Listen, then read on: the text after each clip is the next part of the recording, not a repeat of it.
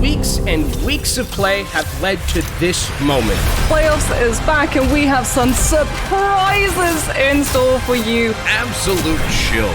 Everybody's so low for SrPeakCheck. Cookie! There's a reason that Cookie was touted as the best soldier in EMEA. Saints play this beautifully. The wall bomb sticks mid-air! You gotta have supreme confidence in yourself. There is so much to fight for, and I am stoked to see how it's going to really pan out. I love this when the fight is dire, when players recognize when they must make a play. Oh my lord! I am so damn excited. This is absolutely spicy. Only one team gets to come away from this alive. Now it's about their name. It's about their legacy. Know when to take that risk, when to bet it all.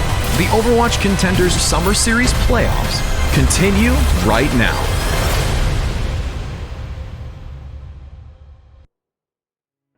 It's grand finals time for the Overwatch Contenders European Summer Series. My name is Justin, joined by Moxie.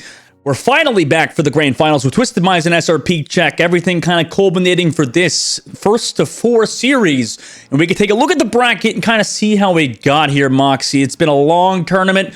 Round robin was lengthy in itself. Twisted Minds have still remained that top seed leading into this grand finals versus SrPeakCheck, who just won versus EXO in the lower bracket finals. Yeah, it's been a longer playoffs, I'm sure, than Twisted Minds were expecting. They were so used to in regular season running up against all of these teams and just hitting them through 3-0, but when we had that little bit of lull and moved on to this latest patch where we've got Iliari coming through, we've got Orisa seeing changes, in fact, so many different heroes seeing so many different changes that have sort of inadvertently nerfed a lot of the compositions that Twisted Minds liked to play into, and as a result, we are seeing EMEA's region being the closest that it's been in a very, very, very long time. And this grand finals, well, it has all of the makings of being an absolute barn burner, because we've already seen these two face off in playoffs, and it was a long one, Dustin. A 3-1 scoreline, yes, but that scoreline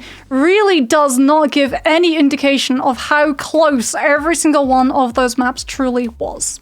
Yeah, they were so neck and neck, back and forth, but a lot of these games have been, like you said. And Twisted Minds, the team that has kind of worked their way through the upper bracket into this grand finals, is one of the most dominant teams we've seen so far in European Contenders in the entire history of it. Obviously, leading that lineup is KSA, that tank player that you've mentioned, one of the best that we've seen. We've, obviously don't do like a player MVP for, Overwatch Contenders in the European region or in Contenders in general, but I think me and you could both agree that KSA has been that MVP caliber player. Absolutely. I mean, in the interview yesterday, it was actually really interesting. He talked about the fact that he thinks Ramatra is actually probably one of the more weaker heroes in terms of the tank, second only to Roadhog at the moment. But it is a comfort pick for him, and the team are incredibly experienced on how to play around it. And that's essentially Twisted Minds in a nutshell. They play around their comfort picks. They know what they like to play. They like to force a lot of these other teams into trying to adapt around it and punishing you if you don't. And the same can be said for their opponents. This is why it's such an interesting matchup between these two, because just like Twisted Minds, SrPeakCheck, well, they play to the beat of their own drum, and those drums, they're war drums, and they're definitely starting to hammer away when LH Cloudy gets in the lobby. They just like to play aggressive. Right, now you gave Blizzard another idea for a hero, Moxie, a character with drums or something. Play double speed boost or something like that. That'd be insane. Just double give boost Lucio a drummer boy skin for Christmas. Easy peasy. Yeah, that would work pretty well, huh? Okay, SrPeakCheck running through, though. Fi, obviously, on that May. Usually, Dana, the guy we just talked to in the last interview, has been incredibly impactful on that Symmetra. I mean, we saw this exact lineup the previous series, but for Twisted Minds, what's interesting on their side, Moxie? Obviously, we're talking about KSA and stuff, but the fact that Quartz is starting over the likes of Lambda on a control map of all places is definitely one of the decisions that is incredibly remarkable to us, right?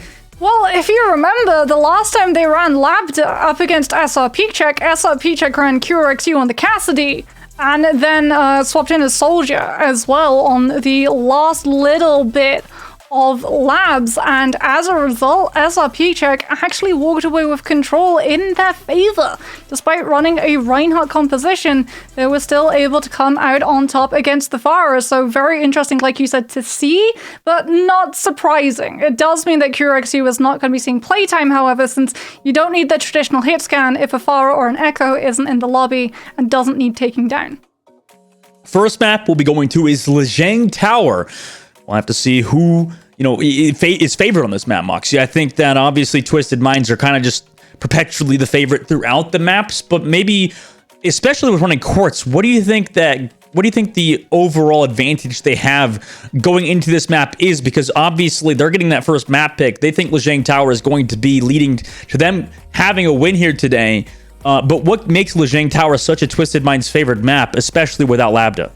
So it's actually, a lot of it is down to what they've been running in the last couple of series, and it's something that they themselves have confessed to still being relatively new. And I think that is really going to come into play, because when we talked to Dan and we said, well, why are you feeling so confident going into Twisted Minds? The answer was, we know what they're going to play and we're prepared for it. And KSA in the interview yesterday literally admitted to running Junker Queen inspired by Dallas Fuel and only really starting to play into the Symmetra with 2 days of practice that they scrimped this composition for, and they were able to pick it up and just make it look so natural because of all of just the synergy they have and the trust, and Yubi as well just being such a standout player in terms of having Maywalls and being able to really set the team up for those, but also IGLing so that the Symmetra teleports are always on point and the team always trusts that he's going to put them into a better situation than the one they're leaving. Yeah, I mean, it's so clean from Twisted Minds so far, and you made a lot of sense for Twisted Minds, kind of understanding why they chose this map and maybe why they have the advantage going against the likes of SrPeakCheck. But you said it. I mean, SrPeakCheck have been studying Twisted Minds. They know what they're going to go against as well. On the opposite side, obviously, you have to wait and see who potentially comes out on top. But I like how you mentioned the meta, because, I mean, things constantly change all the time, especially with a bunch of changes to Overwatch 2's patches, most recently, just really mixing everything up right before the playoffs so consistently, where we get such a large variety of team compositions, because we get to actively, as viewers, kind of watch the compositions change throughout the entire playoffs, because all of these teams are kind of acting on the fly, to such a recent patch. Yeah, and you have to remember as well, Contenders started before Overwatch League did. So these teams, they're still sort of trying to adapt around what Overwatch League teams are finding best fits for them, but also what these teams themselves find as their own best fit in terms of scrims. So it's going to be really interesting to see how all of these sort of different mentalities on which team composition is better works with all of these other team comps that they're going to be running up against. As the first map is going to be Night Market, this is absolutely one of the ones where you can try to play towards the Pharah, but it really benefits SrPeakCheck in terms of being able to use that Symmetra and the Mei, teleport through the window, drop onto point. As Twisted Minds, because they're running KSA on the Doomfist, they're not going for the point play. Instead, it's very similar to the thing we saw SrPeakCheck having to deal on Lighthouse. A lot of poke pressure, as, that's a good charge from Cloudy. Yeah, nice charge from Cloudy. We haven't seen the Doomfist be exactly successful just yet. KSA is going to have to come back from the spawn, as well as before the point's even unlocked, by the way. So SrPeakCheck trying to avoid some of this spam and kind of control this objective first. They're about halfway to capturing it. Does anybody touch last second? No. SrPeakCheck hold on to the objective. Immortality field, no force. Quartz over the top. By the way, is on Farah. Instead of the likes of Labd in the lobby, he's able to find 1 and 2. But he did die midway through, but that's still a nice opening. Kelix also gets the resurrect mid-air as well. And the rest of Quartz's team follows up. That's a 3K in Quartz for that fight in particular, as Twisted Minds close out on the objective and flip it at 20%. Flexibility has been something that Twisted Minds have really prioritized for the compositions and players that they've picked up, and Quartz is one of those flexible players. Is a dab-handed hit scan, but really can put out a fatal Pharah, especially when SrPeakCheck are running the Mei to be able to better prioritize holding onto the space on point, as we're going to see them just teleport past the choke, but now they have nothing to deal with the spam pressure coming through from the barrage already being built up. Quartz comes from the coastal side. Cloudy's still sitting on the middle. Barrage comes through from Quartz, but he's immediately killed by Danit. Danit also found Yubi earlier on for a successful retake from SrPeakCheck's side without any ultimates of all things. Team wipe as they reclaimed that point. Yeah, no nano onto Quartz, which is the usual engagement that Twisted Minds use, but obviously Quartz has been able to build it up a lot faster than Slay, and as a result, we're going to be waiting to see the nano Pharah engage in neutral in this next fight, as KSA just punches immediately in, trying to find a displacement, so Yubi can come in and drop the pulse bomb, but he only finds a Mortality Field. Yeah, that Immortality Field was almost perfectly timed. And also, Lucio beat drop from Dala. I mean, also incredibly well placed. And Ghost drops his Regenerative Burst to stay alive for a bit longer after finding Quartz. The res, though, does come through. So back up in this fight is Twisted Minds with the Valkyrie. Slay gets jumped on by Cloudy in the main. But he has got the peel. KSA is there. Dandit also gets found by Yubi. The surround eventually collapses on SrPeakCheck and pretty much just chokeholds this point out. 70% on the board for SrPeakCheck, but eventually Twisted Minds claim that point again. Yeah, Maestall is always something that SrPeakCheck are going to be able to take full advantage of. Slade now is going to have the nano for this next fight, but SrPeakCheck, again, can just teleport through. As long as they don't get intercepted by KSA punching a player out of position away from the teleporter, they can really minimize a lot of this pressure coming through from Choke. As Slade waits, it was a bait TP, though, to force the sleep. Yeah, and Nanoboost, though, out comes through from Slay. Again, one of the best flex supports we have in Contenders. Now, incoming Lamp to save everybody on the backline slide, but it's just too much pressure. KSA, though, does get traded out for it after that amp was committed. Dala gets slapped meanwhile, but bye! Oh my god! Nice shot on the UV. Quartz drops the barrage, but with no follow-up there. He can't find any value. Twisted Minds will give up the point again as SrPeakCheck take a hefty lead. Well, you heard it from Danit in the interview. Sometimes they'll commit to the teleporter and other times it will be used to fake, and it's all about understanding the resources and ultimates that the other side have. Because they went for the bait TP, not only are they able to burn out the sleep, but Quartz uses the nano and doesn't get a lot of value from it, and as a result, SrPeakCheck are able to put themselves onto point, find the flip, and can now look to stall. KSA has to hit him with a Meteor Strike. That's the only ultimate Twist might have available. Danit going really far past the choke point to get onto the Ana, but unfortunately Quartz was there with the peel as well. Overtime ticks down, but Twisted Minds will reclaim the point, and now they're building up towards 70%, entering last fight territory for both sides. Twisted Minds, however, don't have the stall potential that's available for SrPeakCheck. All they really have to rely on is the higher mobility of those heroes, but that gets cut in half if you're too close to Phi, and it gets cut to an entire 0 if you get walled off by the Mei as well. Now we're going to see a TP come through. They don't decide to commit to it, however, as it does get instantly destroyed. Yeah, Dala's going to have a perfectly placed beat drop in this fight. Barrage coming up, Nanoboost as well from Slay. Not a lot of pressure though on SrPeakCheck at the moment. Quartz comes through over the top. Ice block already committed from Phi. KSA gets poked low, but does have the Valkyrie there. Immortality Field also gets committed, but there's that Blizzard from Phi. Doesn't catch anybody. They also have the Sim Wall to play around. There's a lot of peel on the outside, and no Nano Boost in sight. Quartz has built up the barrage. Yubi drops the Pulse Bomb into Cloudy, and it connects flush. KSA, though, on the front side goes so low. In fact, will get found because of it. Barrage from Quartz is here. In overtime as they flip the point with the Nano Boost. That's 2. Potentially a third Ice Block is here from Phi to stay alive, but it is preventing the inevitable at this point. He gets stagger killed, and Twisted Minds will take round number 1. Really smart play from Quartz coming through to make sure that SrPeakCheck, when they're using things like the Symmetra Teleporter and Immortality Field, Concussive comes through just to make sure that no one is able to cohesively commit into taking the Teleporter, because they're always going to be missing a member. One's always going to be left behind. So as a result, no one from SrPeakCheck's backline gets to actually use the Teleporter, and Twisted Minds can just afford to find that flip, and again, continue to put this fire into places of pressure to collapse onto the backline and also deal with the Symmetra, so that yes, you're missing KSA, but you don't need the tank. The fire is creating all of the space that the tank would naturally be able to look to find on that point as we head into Control Center. And here is where we see the Dallas Fuel inspired comp come through. KSA onto the Junker Queen, Quartz onto the Bastion. This is the last composition a Reinhardt Rush team wants to run into.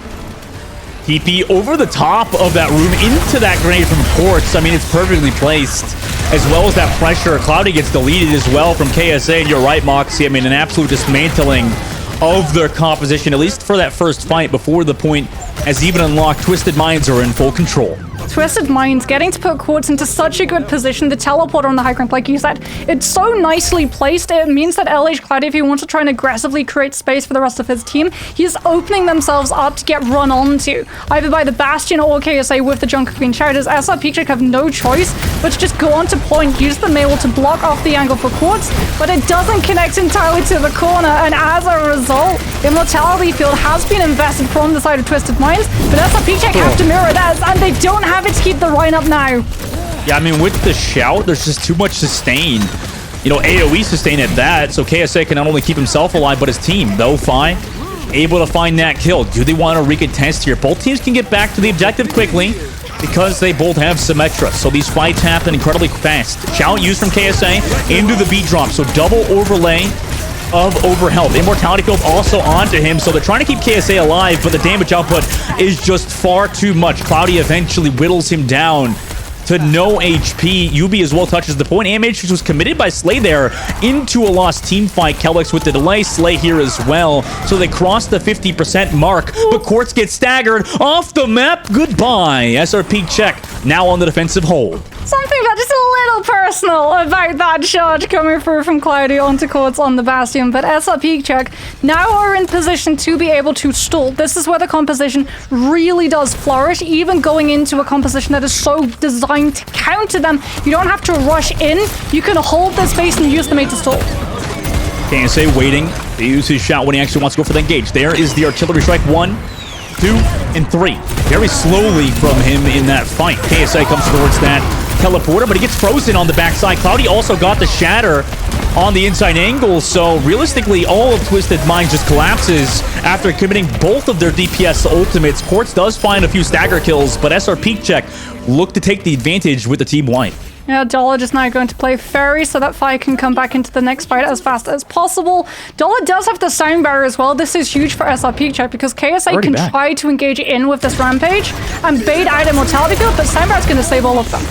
There's the Matrix as well with that beat, like you said, but now it's a late Rampage to potentially get some value, but Cloudy's already found one. Immortality Field here from Ghost. He's been playing well so far. Cloudy also stays alive because of the heals of Ghost, and he also finds one. Meanwhile, Dala on the outside trying to hoop off KSA, who just jumps off the map. Twisted Minds, understanding it's last fight territory. They want to get out of here fast. Yeah, this is not the point that Twisted Minds wanted to play this composition into. They wanted to play it into gardens, or they wanted to actually be in control of this point itself when these fights begin, because you can play around the corners, the natural cover of this wall. So KSA is always playing up super close, doesn't have to use the shout to be able to engage as quickly as possible. Not that Symmetra teleporters. Twisted Minds will take a teleporter onto the side of the point to set up an amplification matrix, but down it drops the Symmetra wall, and it's perfect. Even when the wall drops, they've got the May wall to be able to reposition onto, and as a result, it finds nothing. Yeah, and then the artillery strike comes through, but Cloudy's already found that kill onto UB. I mean, perfectly placed, like you said, by SrPeakCheck. I mean, amazing use of utility, and now Quartz is going to surely get staggered here. I mean, what else could they really do? Overtime takes down Matrix onto Kelix, deletes him from the server, also finds Quartz, and we're going to that round number 3, Moxie, between Twisted Minds and SrPeakCheck on the first map of the series. This is the most dangerous map, however, for SrPeakCheck. Taking Control Center as a Reinhardt composition, that's always where you're going to be at an advantage. This map was literally designed for a Reinhardt composition.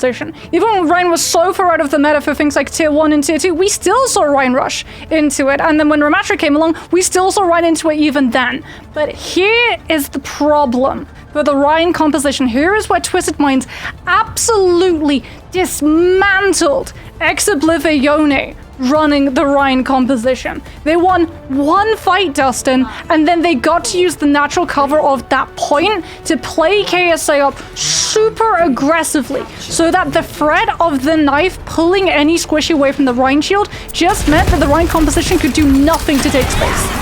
Immediately, KSA goes aggressive past the pillar side. SrPeakCheck started originally in the aggressive position, but Kelix gets the boop off the map. Quartz also found Dala. So a bit, I don't know. I mean, that was a bit discombobulated for SrPeakCheck there, as that's a full team wipe before the point unlocks. Twisted Minds now on the defense on Gardens. This is going to be a hard recontest for SrPeakCheck. Can't teleport onto point with this Ryan composition with the Symmetra, because if you do, you let Twisted Minds take the fight around the pillar, and KSA can just use the pillar, hug its corner, just hit in with a Carnage to be able to activate that wound sustainability, and then look to try and grab a player out of position with the knife. As again, SrPeakCheck, they show their faces for 5 seconds and already have to back fully up with Immortality Field committed. Oh, what a shot from across the map from UB as well with the spam. Ghost goes down, and yeah, it's just too much pressure now on SrPeakCheck, who just kind of look to reset again very quickly. Nearly 30% of the board now for Twisted Minds. 2 successful holds for them so far. Yeah, it's a gorgeous shot from Yubi, do not get me wrong, but it is set up by KSA coming in with the knife and grabbing SrPeakCheck into position for the Symmetra to be able to capitalize. This is why this composition is so dangerous for the Reinhardt. Every single time SrPeakCheck try and find this engagement, if they don't have ultimates to buy themselves the space and bully Twisted Minds off the angle, Twisted Minds have full control. PP, 1 artillery strike used to counter it now into the white room. Goes the rest of them. Goes trying not to use that immortality field through that artillery strike. So they're totally fine for now. Walk in, amplification matrix into the fire strike. Almost takes out Yubi, but he stays alive. Counter amp matrix from Twisted Minds against the sim wall. It doesn't matter. Quartz is able to find Fine. They have their own defensive sim wall from Yubi. Or that was a small committed earlier on, rather. 70% of the board now. Twisted Minds have full control of the objective. SrPeakCheck down a person. Now they go aggressive onto Cloudy. I mean, what do they do here? They're getting staggered. 80% of the board now last by territory for SrPeakCheck. Twisted Minds, like you said, seeing SrPeakCheck in absolute disarray and trying to pull as many players back as possible for the safe disengagement and regroup. Just teleport Quartz super aggressively in to be able to cut off that engagement. And SrPeakCheck will have ultimates, but KSA holding onto the rampage is going to be a teleport onto point from SrPeakCheck, as they just have to drop the Symmetra wall to be able to buy a flip. They do get that flip though, like you said. Now Cloudy wants to go aggressive towards the pillar of KSA. TP is there, so is the immortality field, so they stay alive. Also the beat drop is committed, but it's into the blizzard and shatter. A lot of ultimates committed now for SrPeakCheck to make sure this results in a fight win, in which they get it, as well as the flip from earlier. Every single ultimate that SrPeakCheck had available to them was committed to be able to absolutely ensure that they do not have to rotate into a set-up Bastion, Symmetra, and Junker Queen composition. And unfortunately, when you're running up against Yubi on that Symmetra, you are going to have to immediately deal with this yet again. Ghost will have the amplification matrix, but KSA can just rampage right through it. There's that rampage! Oh my god! But Cloudy still gets slain. And the charge off of the map. Oh wait, no, oh my god, he stays alive on the edge. Cloudy will go down. That charge was so important to get. Unfortunately, it was max distance, or he just canceled it too early. And now Dandon left in the clutch onto KSA. Fully charged. Could he get him? No, he can't. Yubi comes out on top. They still have some turrets here. The teleporter is here as well. SrPeakCheck haven't given up the point just yet. There's a Pharah on the field for Phi side. Artillery strikes just to zone Cloudy on the back. Now that Symmetra wall is here from Yubi. They can hold defensively now. Slay will find that Pharah in the sky. The flip of the point still happened for Twisted Minds. Now they're just staggering into the objective. Twisted Minds look to close it out right here and now on Gardens to make sure they secure that map number 1 win. Dala gets staggered as well. And Twisted Minds will take map number 1 in this first of 4. Oh, KSA is such a good Junker Queen. Such a good Junker Queen. He knows that the only thing that SrPeakCheck have available to try and hold that space and punish Twisted Minds as they try and rotate the way that we saw Twisted Minds punish SrPeakCheck on every single engagement after that first fight is the Ant Matrix. And he rampages right at the beginning. So even as Ant Matrix comes up, SrPeakCheck do not get to sit behind it and pummel all of the amplified damage into a rotating team of Twisted Minds. They already have to turn 180 and deal with the Junker Queen in their back line. And it's so unfortunate that Cloudy is not able to complete that charge on the Junker Queen, because as a result, he's so far removed from his supports. He leaves everybody on the point with absolutely no tank to be able to absorb the damage. And the Junker Queen, in comparison to the Reinhardt, has the means of being able to buffer her health back up to full. So when the Reinhardt's removed, Cloudy's health just continues to decline as opposed to KSA. When we cut back and we see him on the point dueling at the Symmetra, he's still got the shout, he's still got the knife, he's still got the carnage, and he's still got all of those wounds, just continuing to push his health back up to be able to win the duel and find the flip. Yeah, good adjustment from Twisted Minds to swap off that Pharah composition and immediately go into that Joker Queen, like you said, just was too much for SrPeakCheck to deal with. And now they have to think about which map to take us to next because, I mean, we have to, go back to the past where SrPeakCheck and Twisted Minds, they took that first map. That was how they made that series so close in the upper bracket. And now Twisted Minds take control of the map that SrPeakCheck thought they would surely win, especially after winning the first round. Now their backs are kind of against the wall because this was their secured kind of win. They have to decide where to go. Now, a lot of these teams have been taking the likes of SrPeakCheck to Numbani and to success. Obviously we saw with EXO and Twisted Minds previous. But what is SrPeakCheck's map, Moxie? These hybrid maps that SrPeakCheck think they could possibly win. It's surely not Numbani, right? Because so many teams think that's the best chance they have to win against them. Well, they have shown that they are pretty resilient at Numbani, but we could also potentially see something like Midtown come through because, like you said, a lot of these teams, when they lose that first map against SrPeakCheck, try to take us to Numbani because of just the sheer amount of focus on the high ground. SrPeakCheck, now being in the driver's seat themselves, probably not going to want to take us there, given the fact that if they do, Lambda could potentially come through, or Quartz could even swap back onto something like the Echo or Far Reflex.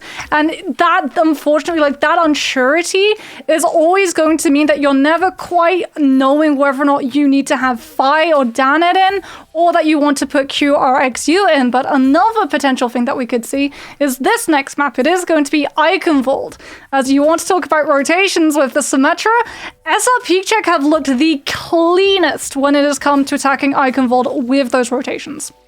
Yeah, I think this has been overall a great map for the likes of SrPeakCheck. Like you said, just so clean on their attacking side and defensive side at points. Meanwhile, for Twisted Minds side, it looks like everybody's just sticking with the same composition or same players in the lobby. Obviously, with Quartz and Yubi being the DPS lineup, KSA on tank, and Slay and Kellogg's kind of combining for that backline. Nobody's really been playing a lot of, at least in this matchup, Ilyari. Maybe we could see it in this map, Moxie, but it feels like these rush compositions have kind of taken the forefront of the meta, huh? Yeah, I mean, the clue is in the name, rush. You need the Lucio for it to properly be rushed. You need the Baptiste as well to have things like the Immortality Field and just the sheer amount of burst healing. Because remember, Ilyari, yes, she does a lot of healing when all of her cooldowns are active, but the secondary is not infinite. It does have time cap on it as well. You only get about 3 seconds of that secondary uptime, and obviously Pylon is very much breakable and has an incredibly punishing cooldown as well. 8 seconds if you manually deactivate it, but 12 seconds if it gets taken down by an enemy. And as a result, if you want to pair of something like the Lucio, the healing uptime is just not enough. Yeah, I mean, it's kind of taking that spot, I guess, of like the Zenyatta, Moxie, where, teams will run it with like pokey kind of compositions, right? But I guess like it just doesn't have enough damage to warrant it. That's the problem when you kind of replace that main support roles. You need a character that just does damage, right? Well, she also really doesn't synergize well with Lucio. If you think about it, Lucio always wants to be on the move. You're always rotating. Ilyari, if you put the Pylon down and your team immediately Lucio speed boosts to a different angle, Pylon has a lot of reach, sure, but it's not halfway across the map reach. So the two of them actually really eat into each other's playstyle and cannibalize each other's utility value. 100%. Now, SrPeakCheck on the defensive side, looking to continue with the Symmetra May and Twisted Minds. Moxie, they're pulling out KSA on the Ramatra early on in this series. Yeah, KSA, like you said, going to be on that Ramatra. The shield is going to do a lot of work being able to negate some of this poke pressure coming through from SrPeakCheck so that they can try and rotate into places like these side rooms and get past the Reinhardt and claps onto the Symmetra. Quartz on the Hanzo. Nice shot from him. Fine now over the top. Tries to equalize it, but with Danet gone, I mean, that's a lot of the pressure removed for SrPeakCheck. Quartz will eventually find Cloudy. The rest of SrPeakCheck look to back out, maybe for a potential recontest at 2 ticks. It's so unfortunate for SrPeakCheck, and it's so meditated by Twisted Minds that the first pick that they go for is the Symmetra. And it's really interesting because it used to be that you would go for the supports, but in this instance, the Symmetra provides the Rein more support because if you take the Symmetra out, so too is the Teleporter, and LH Cloudy, without the means of being able to rotate super quickly away from Twisted Minds, just rushing in with this Ramatra and using that zone vortex to be able to slow everyone down from being able to peel for him. He just evaporates within seconds. And Quartz on the Hanzo is a huge part of that pressure. Oh, but a nice charge on the KSA pushes him off of the map. Amazing job from Cloudy.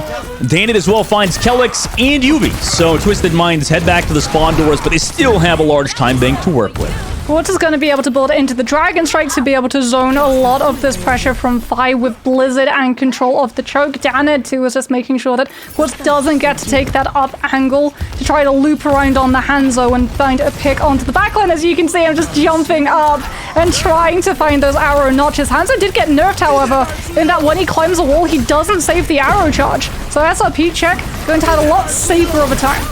Early Ice Brock from Fon maybe baits them forward. Slay committed the Ant Matrix and gets countered by another LH Cloudy charge. I mean, how many times are we going to see this out of the likes of SrPeakCheck and specifically LH Cloudy? Giving his team such a huge edge. So he knows that there's nothing to counter him.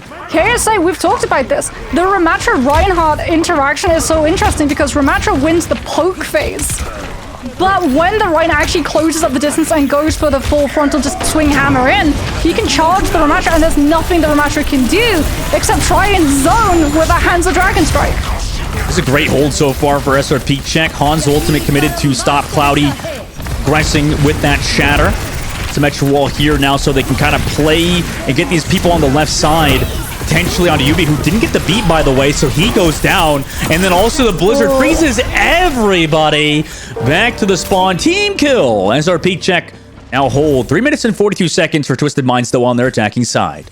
I knew this main matchup between Fi and Yubi would be something to watch, and it really is an absolute treat. Fi is able to find the wall perfectly around Portcullis, and everyone from Twisted Minds, as a result, gets stuck in the Blizzard when they try and disengage. As now Twisted Minds do have a Blizzard of their own. They know that SrPeakCheck don't, but again, Cloudy just gets to go aggressive in the space. Yeah, oh my god, what a boot from Dala too. Off the map, goodbye Yubi. Happens delayed just because there's like a little hill there. You slide down for it. Still on the back. Still finds one. Meanwhile, Slay is a force to be reckoned with. Dala smartly walks away. One of the better Lucios in Contenders, EMEA, if not the best. Able to live. But he has to keep Cloudy alive here. It's a tall order. He has to back up.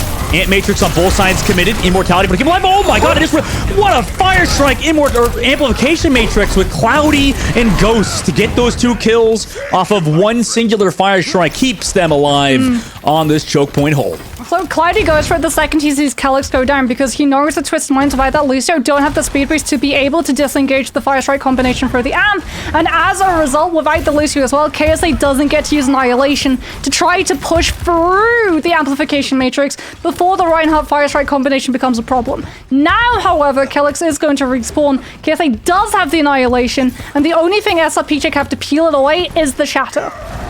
And look at Flymox the entire time. He's just sitting on this left side. Oh my god! Shatters Yubi as he walks in. I mean, how honorable is that, Bunny? He just took a shatter to the face and died instantaneously. 2 minutes left. Slay gets staggered as well.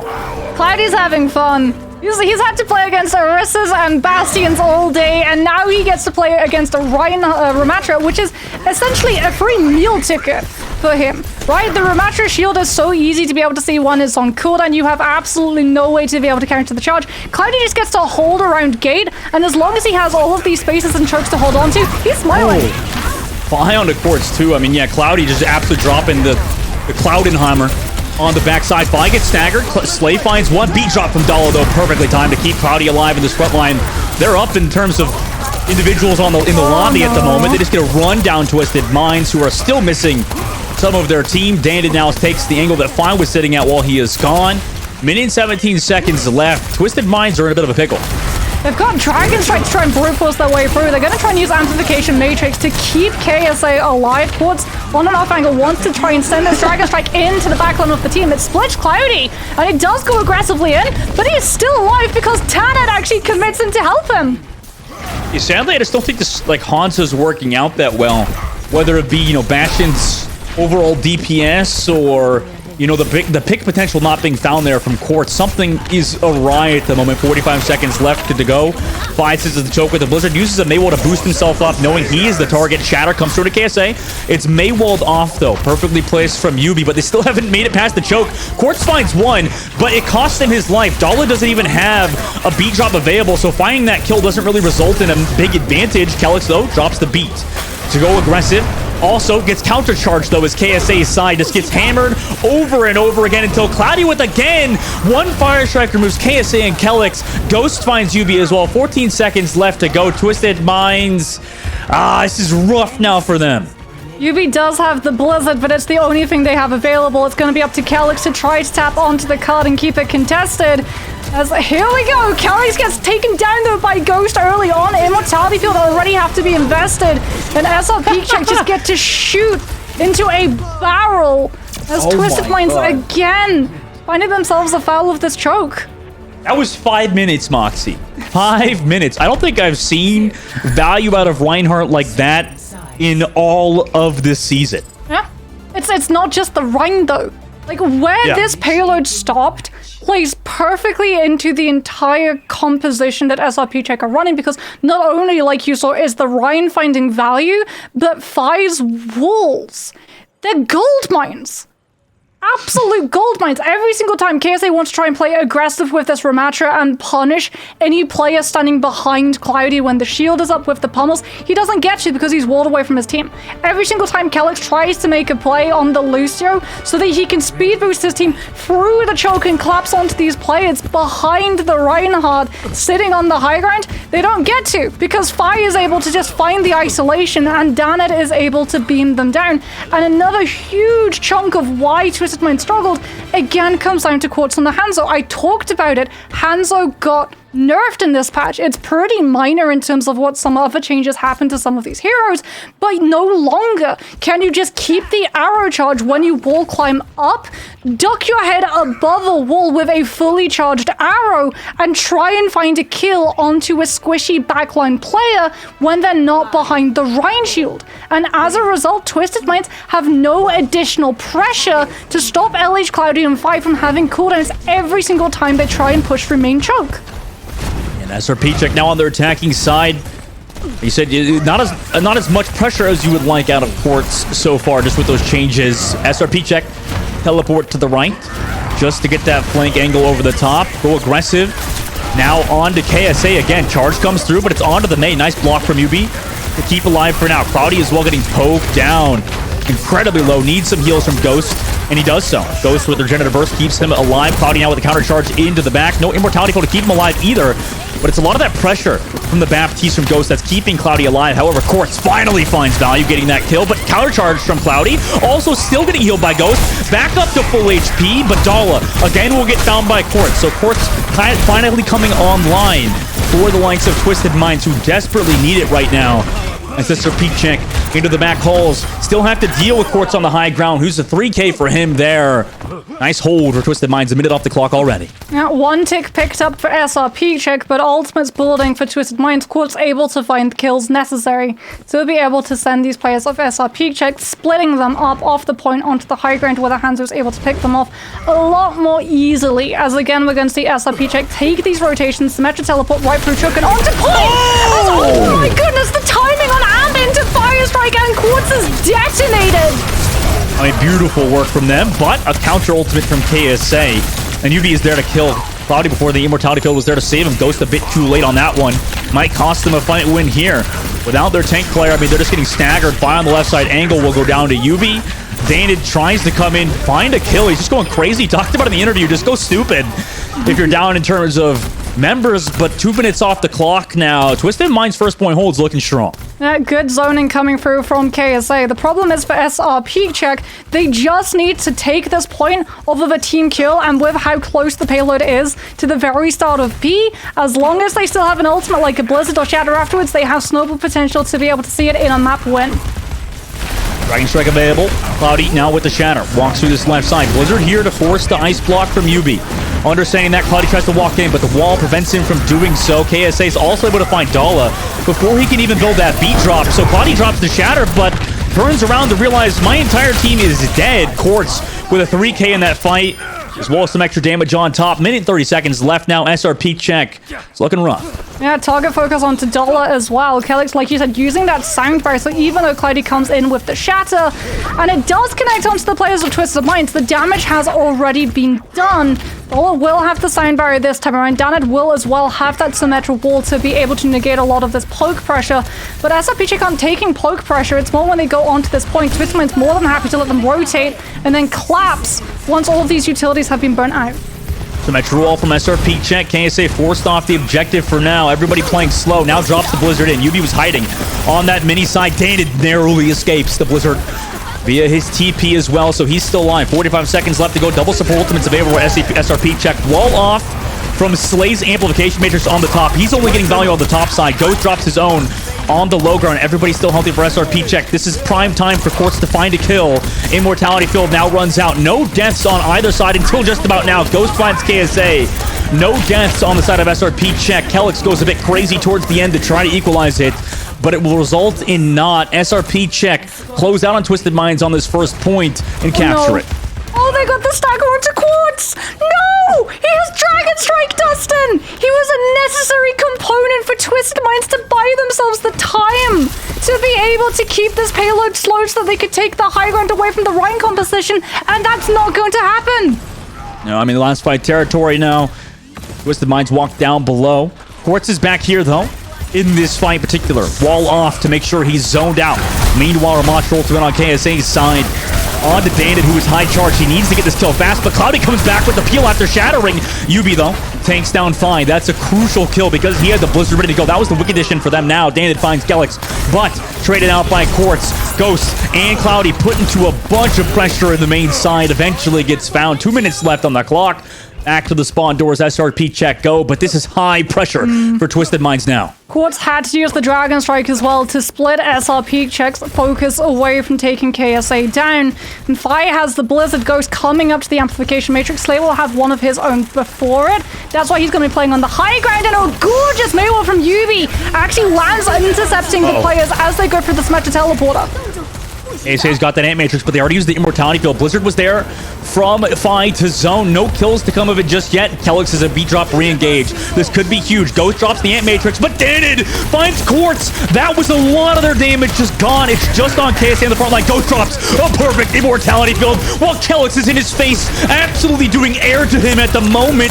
Cloudy as well finds Slay, and as long as Ghost is still alive with the beat drop of Dala, SrPeakCheck surely are going to win this one. UB with that Blizzard is able to find Dala, but unfortunately it resulted in nothing for them.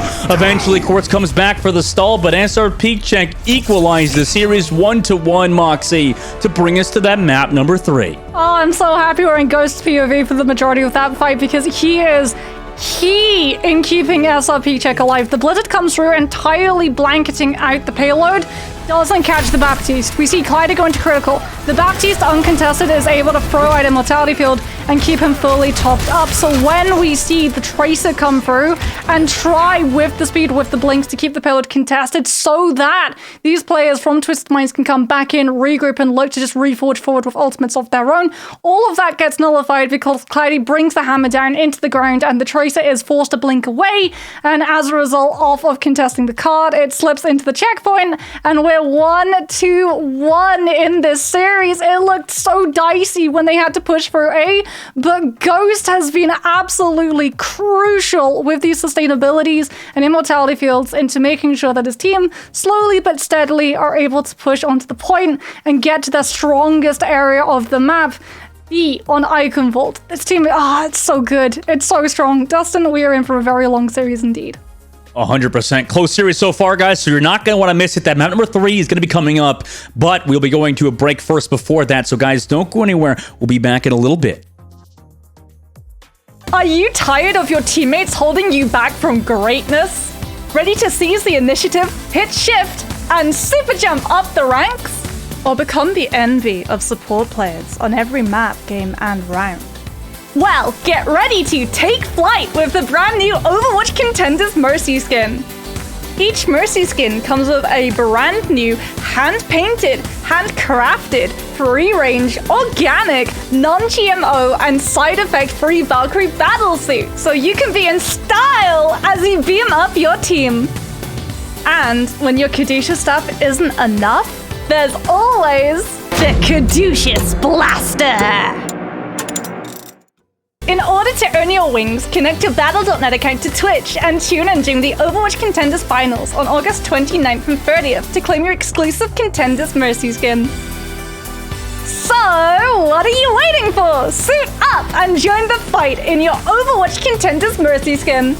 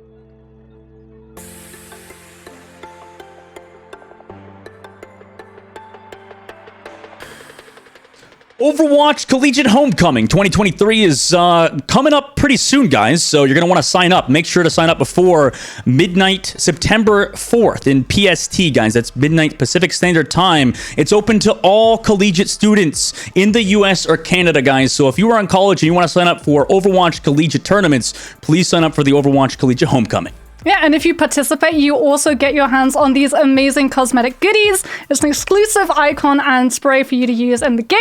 But we know you. We know you. You don't just want the icons, you don't just want the sprays, you also want the chance to get your hands on some hard cold cash. There's a $57,000 prize pool up for grabs with 1st to 8th positions all receiving buy-ins on that one. So you definitely don't want to miss out for your chance. If you're interested, go to start.gg/collegiate, guys. So make sure to check that website out. I mean, collegiate Overwatch truly has kind of reached an absolute pinnacle in terms of, I think all esports really is kind of that forefront for a lot of these scholarships, a lot of these opportunities there. Meanwhile, in this grand finals for Contenders, the tier 2 scene of Overwatch, guys, this series between Twisted Minds and SrPeakCheck is neck and neck. I mean, that last series, Moxie, how many times have we seen teams, to answer your question, the answer is early, we never see teams go past this first point into the second and they get stopped right in that midway point at that second kind of bend.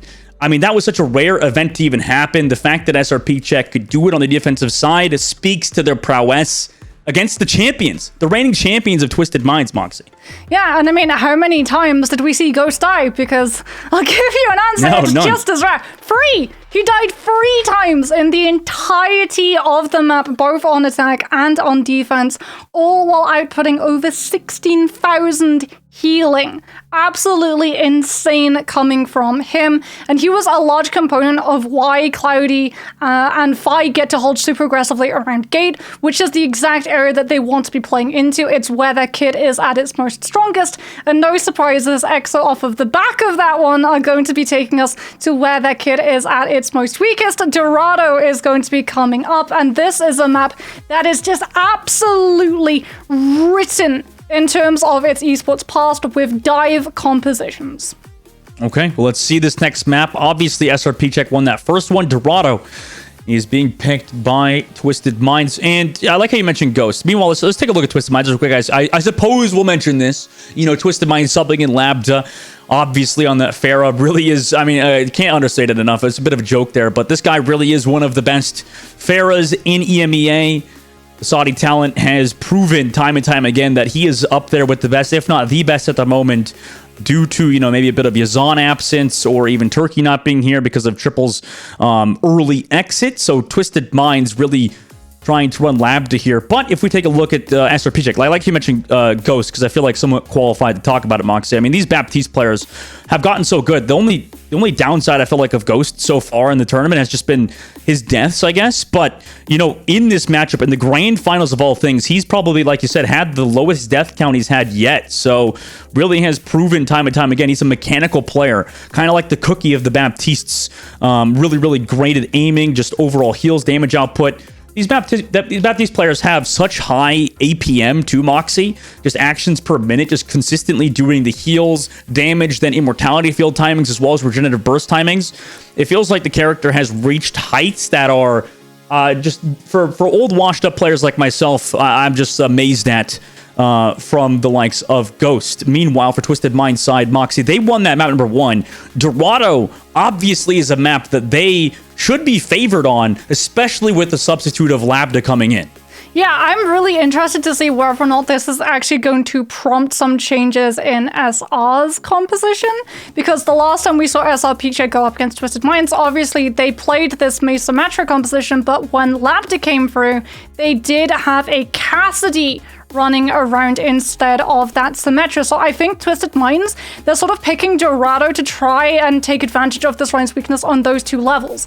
Like, if you go for the Symmetra to try to erase over the Ryan's inability to be able to access the high ground, then you're leaving Lambda a lot more free on the far. But if you try and put QRXU in on that Cassidy, then you're going to be leaving Cloudy out to dry in terms of those rotations. And it looks like SrPeakCheck aren't going to actually be subbing Q or XU in. So it does seem like they are more than confident in Fire's ability to be able to pick off the Fire or the Echo. And I mean, I've seen the icicles that he's been landing today. I have absolutely no doubts that he is going to be equipped to be able to deal with it. Yeah, he's been absolutely stellar so far. I mean, but like I guess the only downside of, you know, relying on that is, like you said, I mean, he hits those shots more consistently than any Mei player we've seen. But if you're relying off your Mei to find picks, that's always tough, right? I mean, yeah. How do you get these opening picks with Mei Symmetra without just like sustained damage or like a charge from Cloudy? Yeah, it also means that you're sort of pushing this Mei into looking at the far as opposed to looking for those opportunities to be able to use the walls to really set up a Lich Cloudy and also deny the angles for Slay. But that's another reason why I feel like SrPeakCheck are going to have Fi still playing. He's currently on the Widowmaker. It's just going to be for an early attempted snipe out from spawn, given the fact that Dollar is on the Life Weaver, and then they're immediately going to life grab the Widowmaker so that Fi can get back to the spawn as quickly as possible and look to swap onto something like the Mei. Cool new tech there, Moxie. I'm curious to see. It's found value. EXO actually were running it on Iconvolt. They've actually been able to find a lot of value. The first time they run it, they got a pick, and then the second time around, they almost found a pick, but it was a body shot. Let's see. They actually don't go for it. What? Dala is sticking on the Lucio just to get Cloudy out of spawn faster, so Fi not going as forward, just gonna go for that shot first of all with the grapple. Everybody hiding for now. So yeah, he just wants to see Lambda. He wants to know whether or not Lambda's playing super aggressively forward, and then, yeah, swaps onto the Mei. Right, back over to that. Lambda over the top side, pressuring out SrPeakCheck. These neutral fights Surely it's just going to be SrPeakCheck kind of playing cover to cover. Jungle to jungle on the inside while that card is pushing forward. Now that wall comes out. It's a nice place wall from Yubi. Forces that immortality field out from SrPeakCheck. That's a huge cooldown to get out early. And the anti as well is there from Slay. I mean, that was a lot of damage coming through, but no kills. So SrPeakCheck showing once again why they're such a good team. They can avoid even the most ruthless of damage output. But oh my god, Ghost fell off the high ground. Avoids the shots. Can barely regroup with his team. And in fact, Cloudy gets Slay, so Slay was caught out. Ghost is being pressured the entire time. Runs into his immortality field, but it gets deleted. Lambda also has built up the barrage. It's 3 in that fight. He does get killed by 5, but it doesn't even matter. At that point, Twisted Minds have the advantage. Yeah, Twisted Minds are doing so much to make sure that SrPeakCheck are not able to find these clean symmetric teleport rotations. The first time we saw the Maywall actually come through, it was actually used to stop SrPeakCheck from being able to teleport, so we can have a quick look at the barrage. SrPeakCheck's so lucky that Ghost was the one who actually got isolated away on the symmetric teleport onto the high ground since he had the extra boots and was able to regroup, and as a result was able to live and build Ant Matrix, something that Twisted Minds do not currently have an answer for outside of the Maywall. Slay playing back, goes for the nade on the right side. Good avoiding that from SrPeakCheck, but Labda still has a flank, and Ghost gets removed again. I mean, now Adala runs back to the payload, but can't avoid Labda, the absolute Pharaoh beast. Both supports gone. Cloudy does find Yubi at the very least, but they're backing up and waiting for the supports again. Yeah, the Maywall can only do so much, especially if you're having to invest it to try to make sure that Slay isn't able to hit these antis onto LH Cloudy, who without a Kiriko, if he gets hit by a purple, you almost immediately have to either disengage and wait it out or drop the immortality field, and that just provides so much more time for Labda to be able to look for those kills with this far approach pressure. You've been playing such a great supportive Mei as well, with the walls fly going for those right clicks onto the Pharah. I mean, it's tough when he's getting pocketed by that Mercy. Now the Pharah barrage nano comes through, and eventually Cloudy gets removed. I mean, what do you do against that when you don't have any stuns or anything to get out that Pharah? Now Dan is looking for a trade, but will get found by Labda. There's a reason why we say the boss music starts playing as soon as Labda's in the lobby. A minute left. Twisted Minds, absolute dominant so far. I tried to use the Blizzard as well to actually catch on to Labda, but the Pharah is too high above it and is actually able to disengage it before the freeze can connect onto him. As Finite does swap onto the Cassidy, he has been able to play a hit scan in the past in Contenders, so it'll be interesting to see whether or not they're able to find value. As like you saw, Labda is just absolutely monstrous at the moment, uncontested, by looking to try and land shots onto the Pharah, but he's playing super well around the tower to make sure the Cassidy does not find the angle. He's playing a stealth build in like BG3 or something right now. He's just walking around. Does take those Pharah shots, but the Mercy's there to heal him up back to full nearly. Does take some Baptiste pressure. So he's at least forced away from now. Comes through the main side. Shooting that back line as well. Making sure they can't set up. 23 seconds left. Last fight territory. Ultimate's been built up for Twisted Minds as well. Cloudy's going to have to get a big shatter. Slay goes for that sleep dart. Does not hit it, but KSA in the front. Able to get his ultimate off for free. Shatter comes late from Cloudy. Able to find Slay. But it is a 2 for 2, and no more Symmetra in this fight. Also, Kellogg just gets that Resurrect, so they're back up in this fight. Ghost gets pressured out. Maywald as well can jump over it, but they've got no ultimates. Overtime triggered. Eventually, that Amplification Matrix runs out. Yubi gets grenade on him, so he has to go into the nice block. Meanwhile, SrPeakCheck have regrouped. They're all here. Valkyrie here from Kellogg as well. Into the sky goes Danid, by the way. He's back on the Pharah. I think he can take the duel without the Mercy in the sky, but it might just alleviate some pressure off the low ground. Goes for Slay. Onto the back. He's used his nade. Danid swaps over to the Pharah, and without the Mercy clutch, he's able to get the kills that SrPeakCheck so desperately needed in the capture out first point, moving on the Streets phase. A lot of it is actually working off of the space that Fi has created. Fi pops the Deadeye, and everyone from Twisted Minds is forced into the sidelines with very little spaces that they can try and navigate away from, because they either go into the Pharah or into the Cassidy ultimate. Now with point A on lockdown, it goes back onto the Symmetra. Since you think point A is hard for Reinhardt, point B without that teleporter to be able to try and challenge high ground is next to impossible.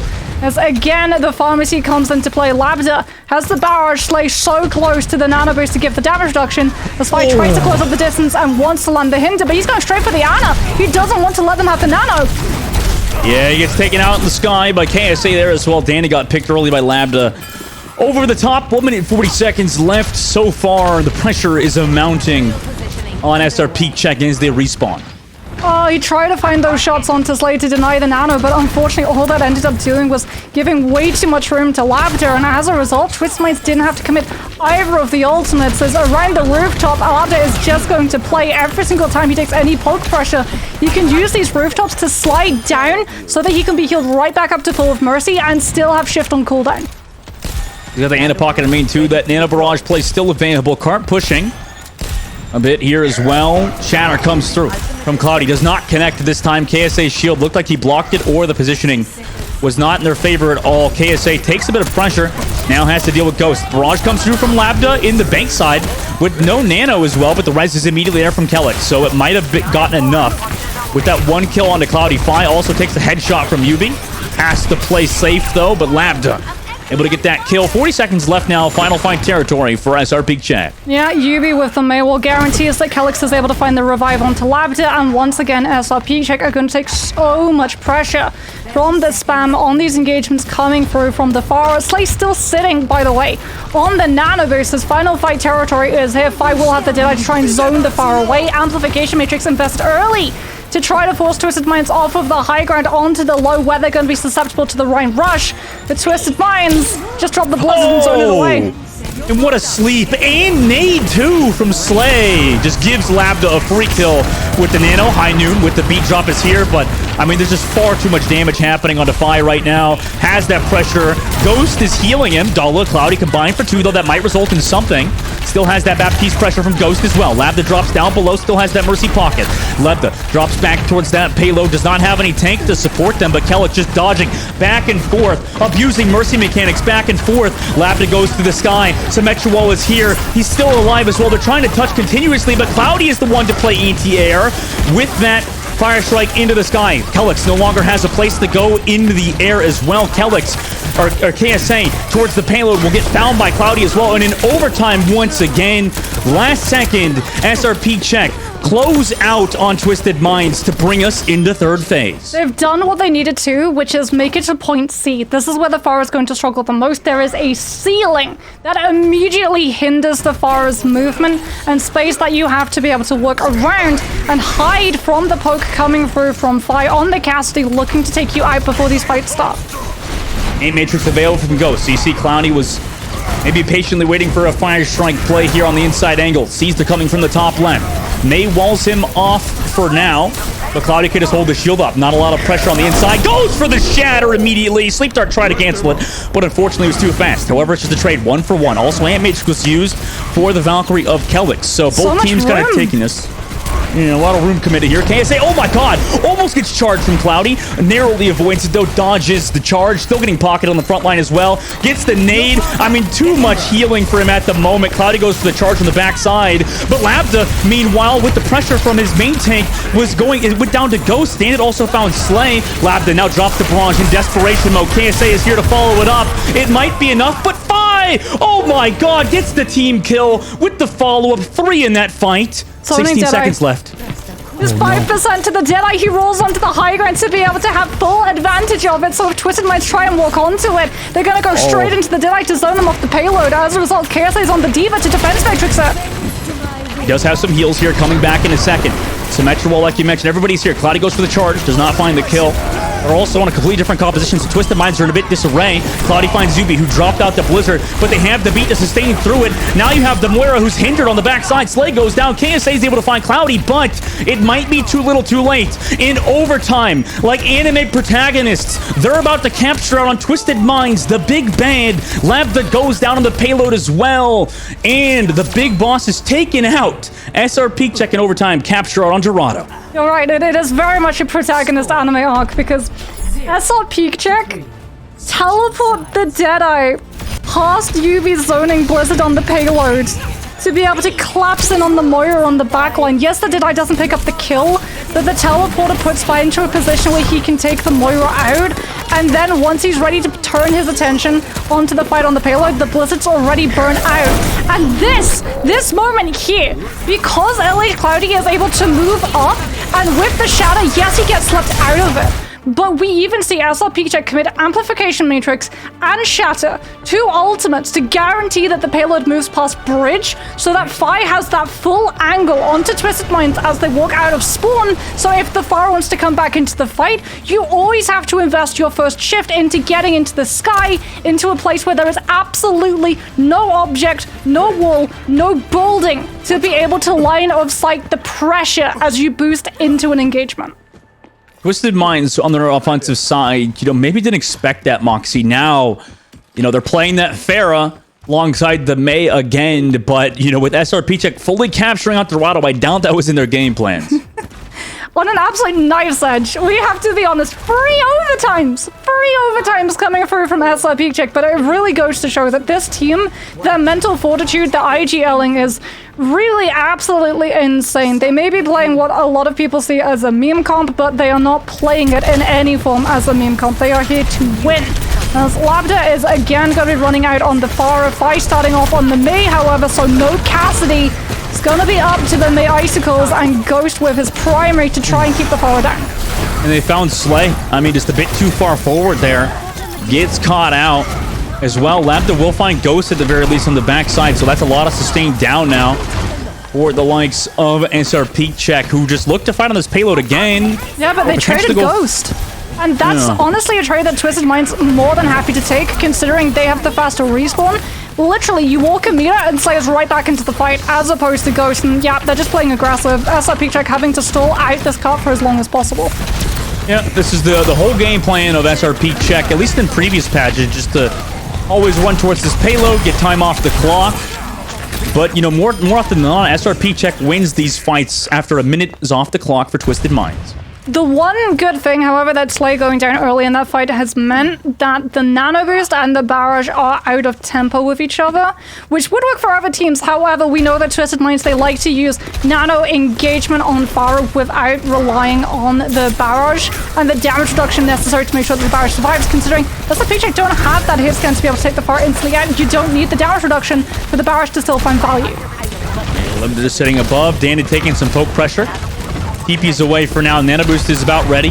Heard that voice line from Ana. Now they pop it into the barrage play.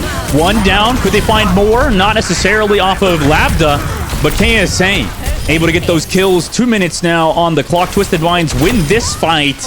Moxie, do SrPeakCheck get a recontest here?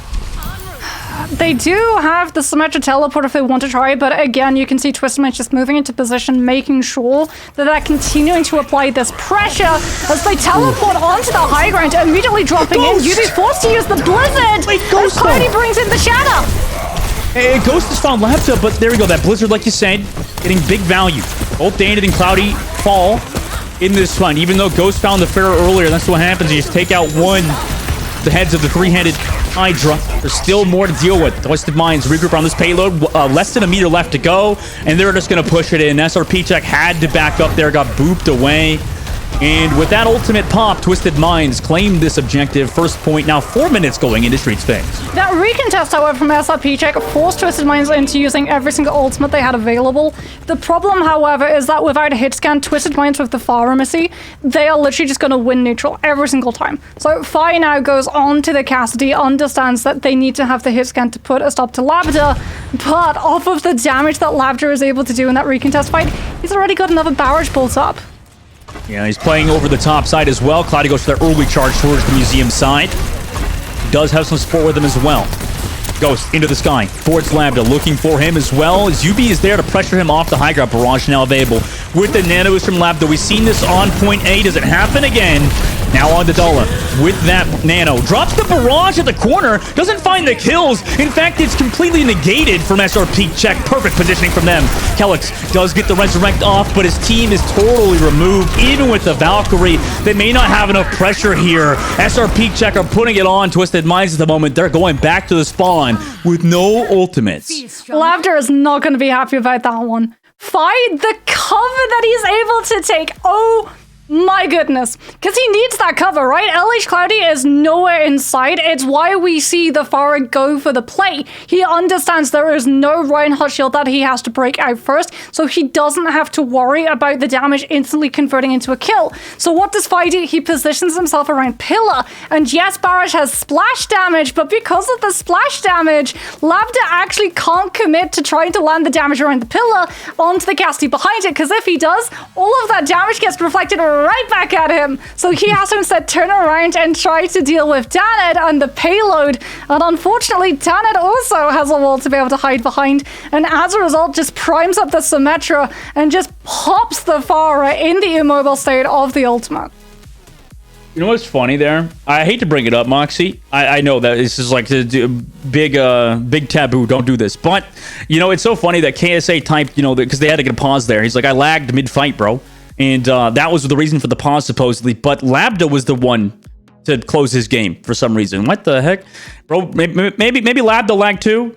Bit of a miscalculated barrage on his point. Now, obviously, Twisted Minds in this next fight, Moxie, coming up. 2 minutes and 49 seconds off the clock. They have time to build ultimates. But SrPeakCheck, they've got a lot of ults in the bank.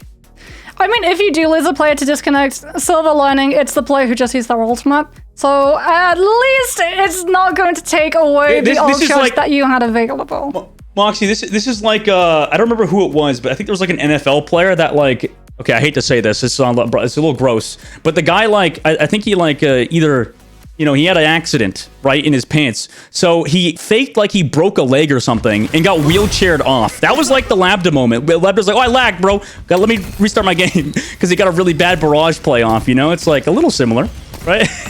You Americans and your sports balls. Thankfully, it is going to be SrPeakCheck getting to play around the defense. No sports inside, it's esports only. And Ghost is sitting on this amplification matrix. Lambda back in the mix, back on top of the rooftop, just trying to find an angle to drop down. Cloudy's so low.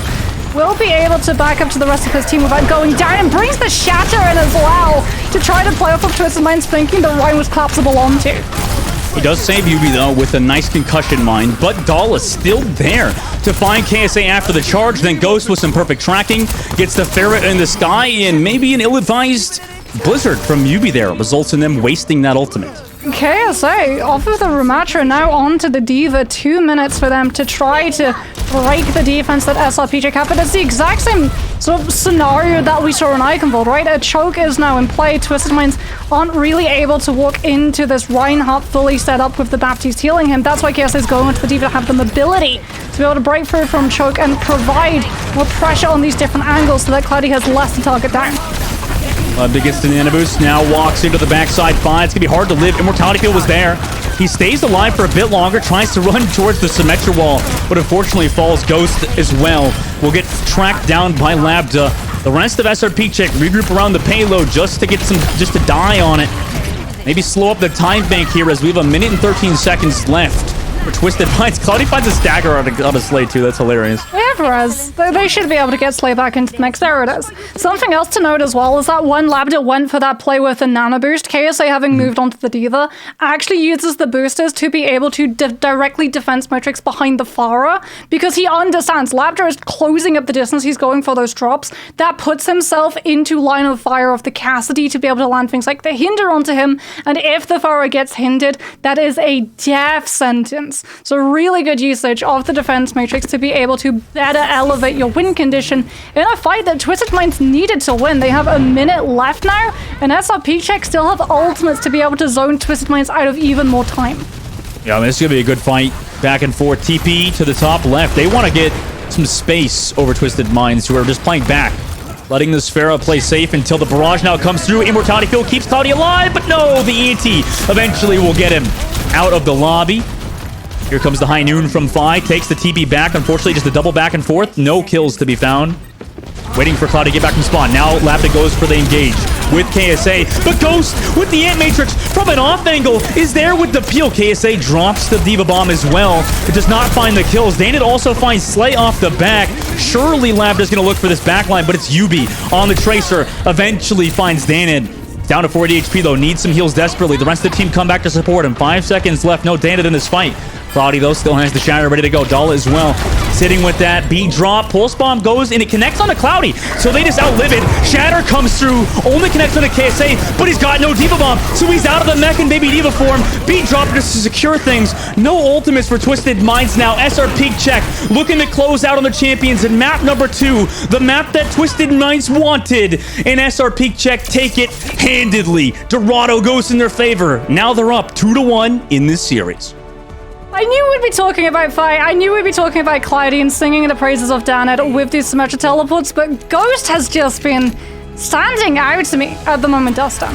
Like, it's so smart because you can see when Lambda goes for the Cassidy, the Diva KSA is directly behind him, anticipating it's the Cassidy that you have to defense Matrix.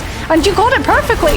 Ghost sees the opportunity. He drops in with the Amp Matrix on an off angle entirely, so that when defense Matrix has been used up dealing with the Cassidy's poke, the Baptiste is free to take the Pharah down. And again, Twisted Minds lose the winning condition of having the Pharah just chunk through the backline, chunk through the DPS, and make it so much harder for Cloudy to be able to operate. This is a big deal, Moxie. I mean, no team so far this season has taken even more than a map off of Twisted Minds. So SrPeakCheck setting themselves up for success at the moment. But Moxie, they got to keep it up, right? I mean, Twisted Minds, you know, obviously they're going to choose another map that should favor them, and it's going to be Push. So, oh man, this is going to be a real interesting series, like you said, because we might see Lambda be subbed out for Quartz again.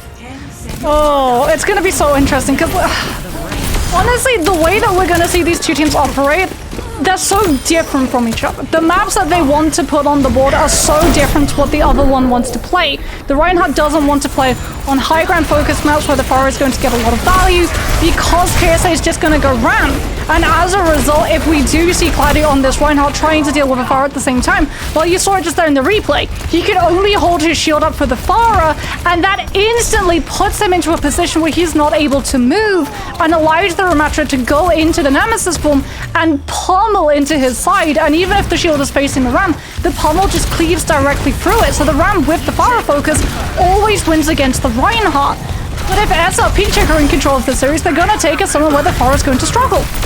Yeah, I mean, just always, right? Yeah, you're right. I mean, even if Twisted Minds win the next map 100% and they're going to another one, that surely favors SrPeakCheck. So, you know, that lower bracket debuff kind of now doesn't really matter, right? Yeah, I mean, obviously we're out of balance. We are out of balance in terms of map picks. Twisted Minds' first map that they took us to, Lijiang Gardens. Why are they doing it? Because they want to get Gardens to be able to run the Junker Queen composition, which already is tried and true at being able to counter the Reinhardt. Second map that we go to, well, no surprises, it's an SrPeakCheck picked map. It's Eichenwald. And immediately they get that win condition of point B, Portcullis, playing around gate with a Reinhardt and a Mei getting to play around the chokes. Third map that we go to, of course, is going to be Dorado, because that's where the Pharah is at its strongest and the Reinhardt struggles the most. But now that tempo that you win the map because it sets your composition up to access its win conditions most easily, all of that is up in the air. And SrPeakCheck really look to entirely redefine that run of Contenders this season. 100%. I mean, Cloudy has really been the I mean, maybe not the catalyst for them succeeding thus far, like at least in the most recent maps, but in terms of bringing this team together, right, giving it an identity, he's really been so important for SrPeakCheck. And on top of the fact that his Reinhardt play so far, just to shout him out a little bit, I mean, has been absolutely stellar, right? The only Reinhardt play that has reached a similar peak thus far, in my opinion, is the likes of maybe like Super Matthew DeLisi, right? One of the best Reinhardt players in the game. He has a solid Winston and stuff, but I think that a lot of people call Super like the best Reinhardt in the game, right? Isn't that fair? I think a lot of people say that Super was one of the best in the history of Overwatch to ever do it. And I think Cloudy honestly has been putting up a good shout as well, right? It's just recently Reinhardt has, I guess, been a little out of favor. At least at the highest level, so maybe that's why he's been on the back burner. But with how much he's been playing it, how much room there is to improve on it, truly proves that Reinhardt players can still succeed, even in a meta that may not favor you. And you know, we talk about the likes of KSA doing a similar thing with off-tank heroes, right? He plays a lot of those like heroes that aren't really good in the current metas as well. Doing a similar thing over there with like the Ramatra and stuff like that. So it's a really interesting battle dynamic that I don't think we've had in Europe just yet, Moxie, with these two tank players going at it. Twisted Minds, meanwhile, on the other side for Colosseo, the next map they're taking us to, will be subbing in Quartz, Moxie. Interesting enough, which this is a map that Quartz is used to playing, right? Yeah, this is absolutely a map that they're very used to playing around Quartz and Yubi. No surprises, it is going to be Colosseo. I mean, Cloudy is going to have a pretty fun first engagement around the objective itself because a lot of just very enclosed spaces, lots of really nice up-close walls as well for the Rhine to be able to find those really fast pins so that you're in that vulnerable position of shield down, walking hitbox, or I guess charging hitbox, for the little amount of time as possible. But when we break away from that first fight and we move again towards these high ground positions, the Rhine is going to be a lot more reliant on the Symmetra, and something actually that we do see SrPeakCheck do on this very map a lot of the time is they will rotate all the way around to their opponent's side before these fights begin, something I am sure that Twisted Minds has seen in action and is going to be anticipating coming through as well. Yeah, I mean, they did it previously to them in the upper bracket, so you're 100% onto something there, Moxie. You know, maybe the likes of SrPeakCheck look to mix it up. I mean, it's always good to just, like, you know, not do the same play over and over again. But you never know on a Colosseo map, especially with the likes of SrPeakCheck and how they've been playing it. Meanwhile, Quartz back in the game, Moxie. Are you happy with him on the Hanzo, or do you prefer that Quartz maybe play something alongside that, like, Bastion pick? Bastion can be really strong, but when you're playing him around something like a Ramatra, it can be a little bit harder to be able to pull off, given the fact that Ramatra's shield is on a significantly longer cooldown than the Reinhardt, and the Nemesis form a lot of the time is used to absorb damage for the Ramatra, rather than being able to peel damage away from the players behind him. So trying to field in for something like the Hanzo, which has high mobility, and also the ability to be able to play the off angles, something you are going to need to have control of to be able to get around this Rhine shield, is just a lot more important. Well, they're doing that rotate like you said, Moxie. There it is. Back and forth they go. TP to the car early, though. That's definitely new out of them. Maybe they took a bit too long earlier. Now they wall off that Lucio. What a fire strike from Cloudy before Immortality Field was even there to save him. Quartz also goes down to Danid, so no value found there as long as Danid is getting his beam off.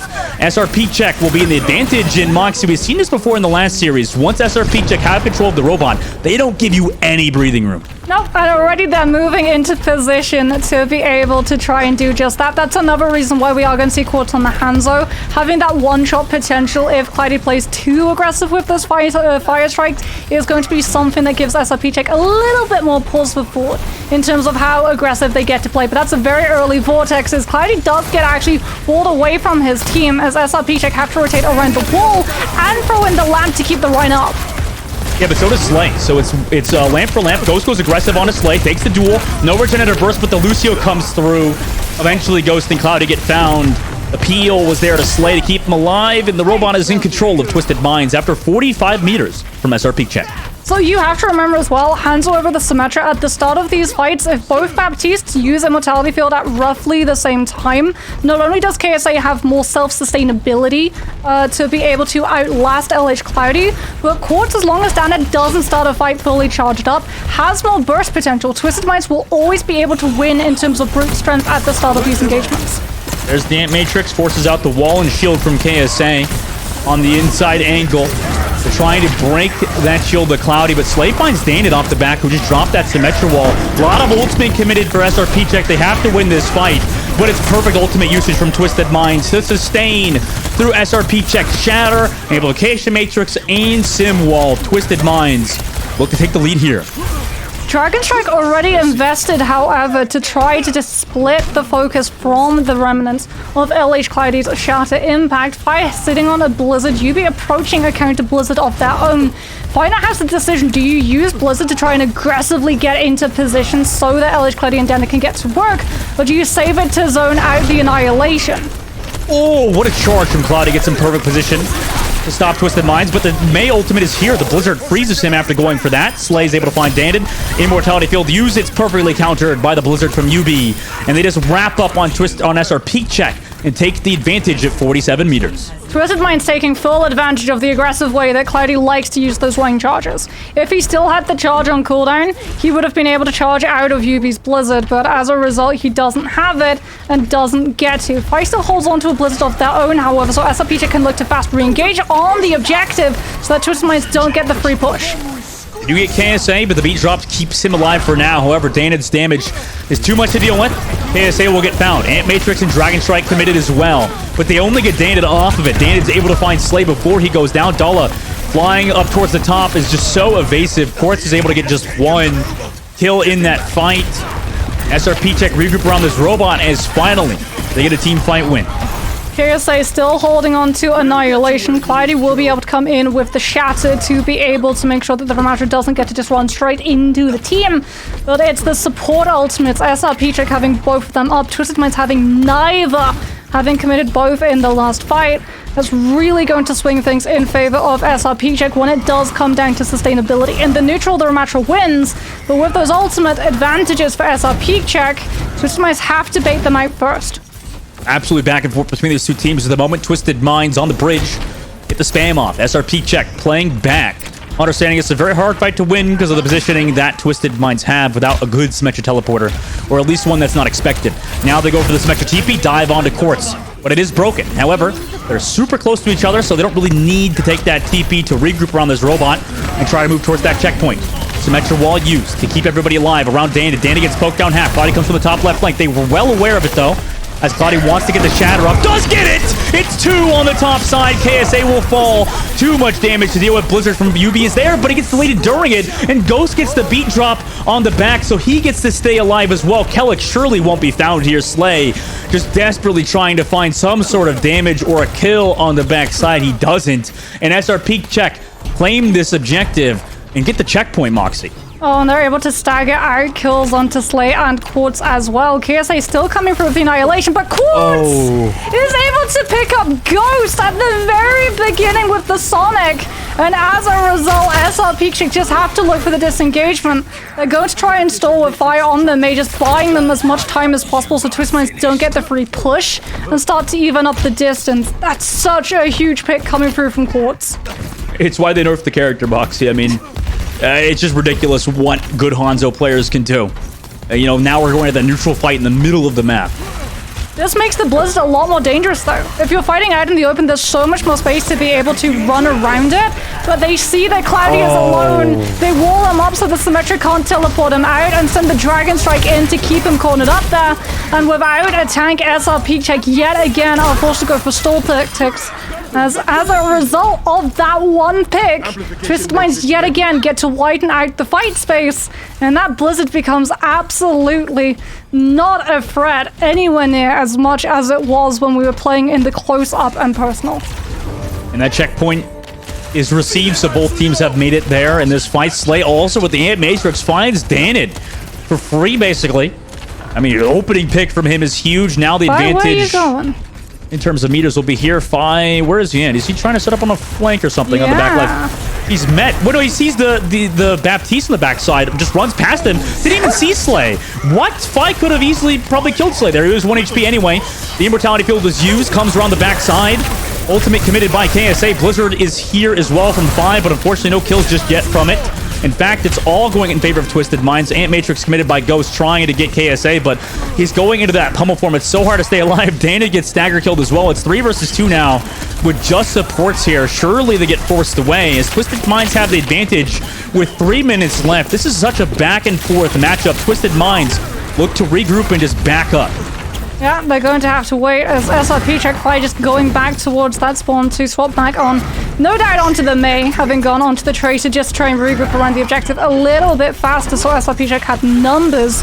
Twisted Minds, however, sitting on the Dragon Strike and Amplification Matrix to be able to zone the aggression that SrPeakCheck looks to try and pick up with the Rhine ultimate.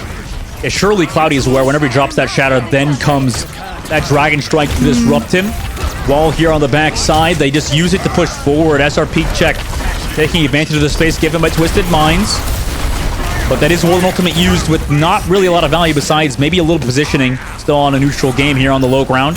both teams. Cloudy comes to the charge on the left side, has the shatter, and commits it, and actually gets hit by the Dragon Strike as well, but Immortality Gold is perfect from Ghost to keep him healthy. They're able to get UB before he can commit that Blizzard, and surely everything is going to go in their favor unless some kills happen right now for Twisted Minds. Kelix and Quartz combined for 2, but is it enough? Not in this case. They're going to have to reset once again. Yeah, but SrPeakCheck, as a result, had to burn that shatter and won't really be able to pick up a lot of distance as UB goes in for the interception. So the SrPeakCheck aren't actually able to keep the objective moving and pick up distance. As a result, they're forced to disengage and once again take us into a fighting space where the Reinhardt's going to have a lot more value, but that in turn is going to enable UB's Blizzard.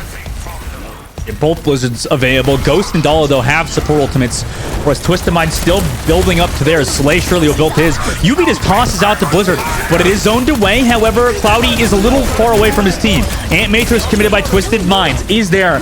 Blizzard from Vine to counter. KSA on the off angle. No B drop was in sight. Dala used his during that one. Ghost has held on to his amplification matrix for the next one, so support ultimate versus support. But Kelix finds Danded, though. That's a huge kill. Twisted Minds is securing on this left side. They dropped the B, in fact. SrPeakCheck now just need heals from Ghost on this front line, while the robot is taken across the map by Dala, so at least forces some pressure off of them for now. But Twisted Minds committed the beat in that fight. Yeah, committed a beat, and as a result will not have it to try to live through Cloudy's shatter. KSA is going to have Annihilation, but it's the Dragon Strike that you have to watch out for. Twice we have seen LH Cloudy's shatter get absolutely nullified by a Dragon Strike, and he's going straight for the Hanzo. Oh my god, wall off. They are doing everything in the power to stop Cloudy, and it worked for now. They're up towards that high ground, so Cloudy can't get a shatter off. Twisted Minds, perfect disengage there. After that wall came through from Danit. Seems like they're doing a good job avoiding getting killed during that. Cloudy comes from the top, but they drop. Twisted Minds well aware of what's happening. Dragon Strike on the low ground, seeking where Cloudy is. They're able to find Fine through that amplification or Immortality field. Cloudy drops the shatter, but only finds just one. Can he get any more? Quartz, meanwhile, has found Ghost. That's a lot of the healing gone now for SrPeakCheck, but Cloudy, or Dala does find KSA. Quartz, though, still able to get onto Cloudy via that low ground, and then onto Dala, and in overtime, Twisted Minds will win to tie the series 2-2. I did say that we were going to get at least 2 maps from the losing side, so I'm happy. I'm sure the viewers at home are very happy as well, because it does mean that if you tuned in at the very beginning of this broadcast, you have been guaranteed to pick up your playoffs final Mercy exclusive skin, as it's going to be Quartz walking away with play of the game. We talked about whether or not this Hanzo will be a deciding factor in dealing with the Reinhardt and the rotations that the Rein was trying to go through off of the Symmetra teleporter, and it absolutely was the correct decision. Quartz was able to do so much. Kelix as well. Even when Twisted Minds were losing these fights, SrPeakCheck would still be missing members and having to commit ultimates, over-investing in fights to guarantee that they won the match. Unfortunately, Danny just kept getting, I don't know, picked off there, or just a bit aggressive at times, which is definitely normal for these Symmetra players, but Twisted Minds, like you said, I mean, they just do such a good job at doing this. This is why they're the best team, right, Moxie? I mean, they're just so consistently at the top, and, you know, a lot of it is off the back of, you know, Quartz, their main DPS. There were some really good walls as well from UB when they were able to just isolate LH Cloudy. Like you said, he does like to play incredibly aggressive with this Reinhardt, and they would see the absence of the Reinhardt. You can see it here on the replay as well. Cloudy has the shatter. He's on the high ropes. He's looking to try and drop down from top with the ultimate, and Quartz sees, okay, they're stuck in this really enclosed space. Without the Reinhardt, we can throw the Dragon Strike and use it to engage on these players before the Rein is ready to absorb all of that damage. And as a result, even if the Dragon Strike on entrance to the fight doesn't find the kill, all of those players are so low and don't have the Reinhardt to be able to intercept the push that comes through from Twisted Minds, that literally just walking forward and giving the slightest bit of additional pressure afterwards buys them all the kills. So even afterwards, when you have to contest with Cloudy, it's just a Reinhardt, and the Reinhardt alone with no means of self-sustainability and a team to be able to prop him up is not a threat at all. And now we're all tied up 2-2 in the grand finals of the Summer Series, guys. So before this next map number 5, we need to go to a short break. When we come back, we'll see you guys for this highly anticipated close matchup between Twisted Minds and SrPeakCheck. Are you tired of your teammates holding you back from greatness? Ready to seize the initiative, hit shift, and super jump up the ranks? Or become the envy of support players on every map, game, and round? Well, get ready to take flight with the brand new Overwatch Contenders Mercy skin. Each Mercy skin comes with a brand new, hand-painted, handcrafted, free-range, organic, non-GMO, and side effect-free Valkyrie battlesuit, so you can be in style as you beam up your team. And when your Caduceus stuff isn't enough, there's always the Caduceus Blaster!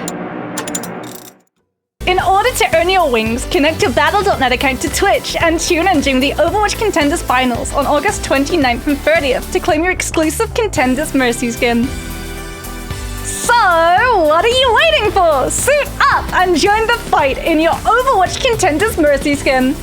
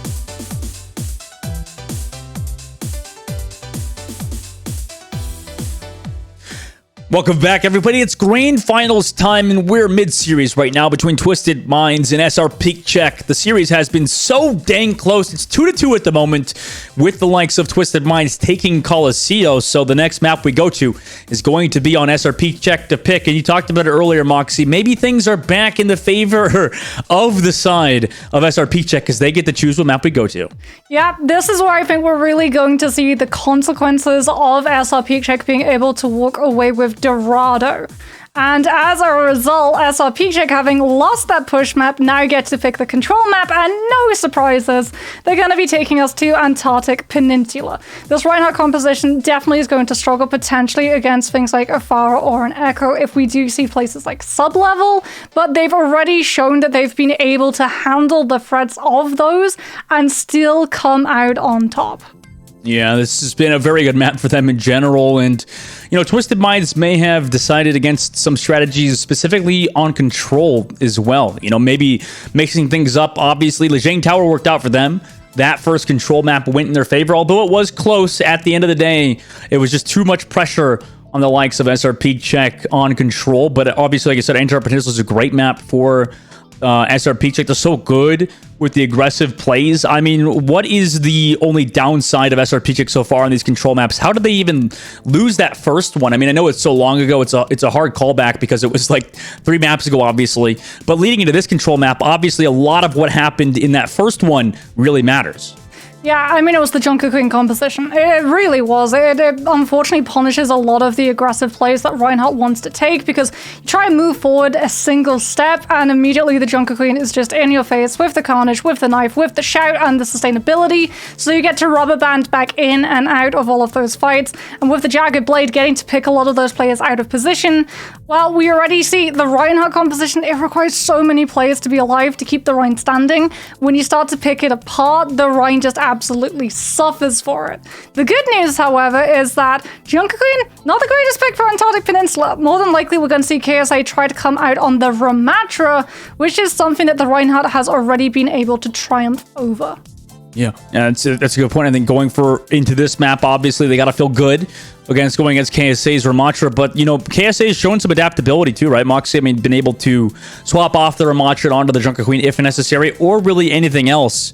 Really can kind of flex over to whatever he possibly wants, whether it be the Diva or whatever. In Europe, it really seems like KSA can kind of just change to what he's feeling at the current time.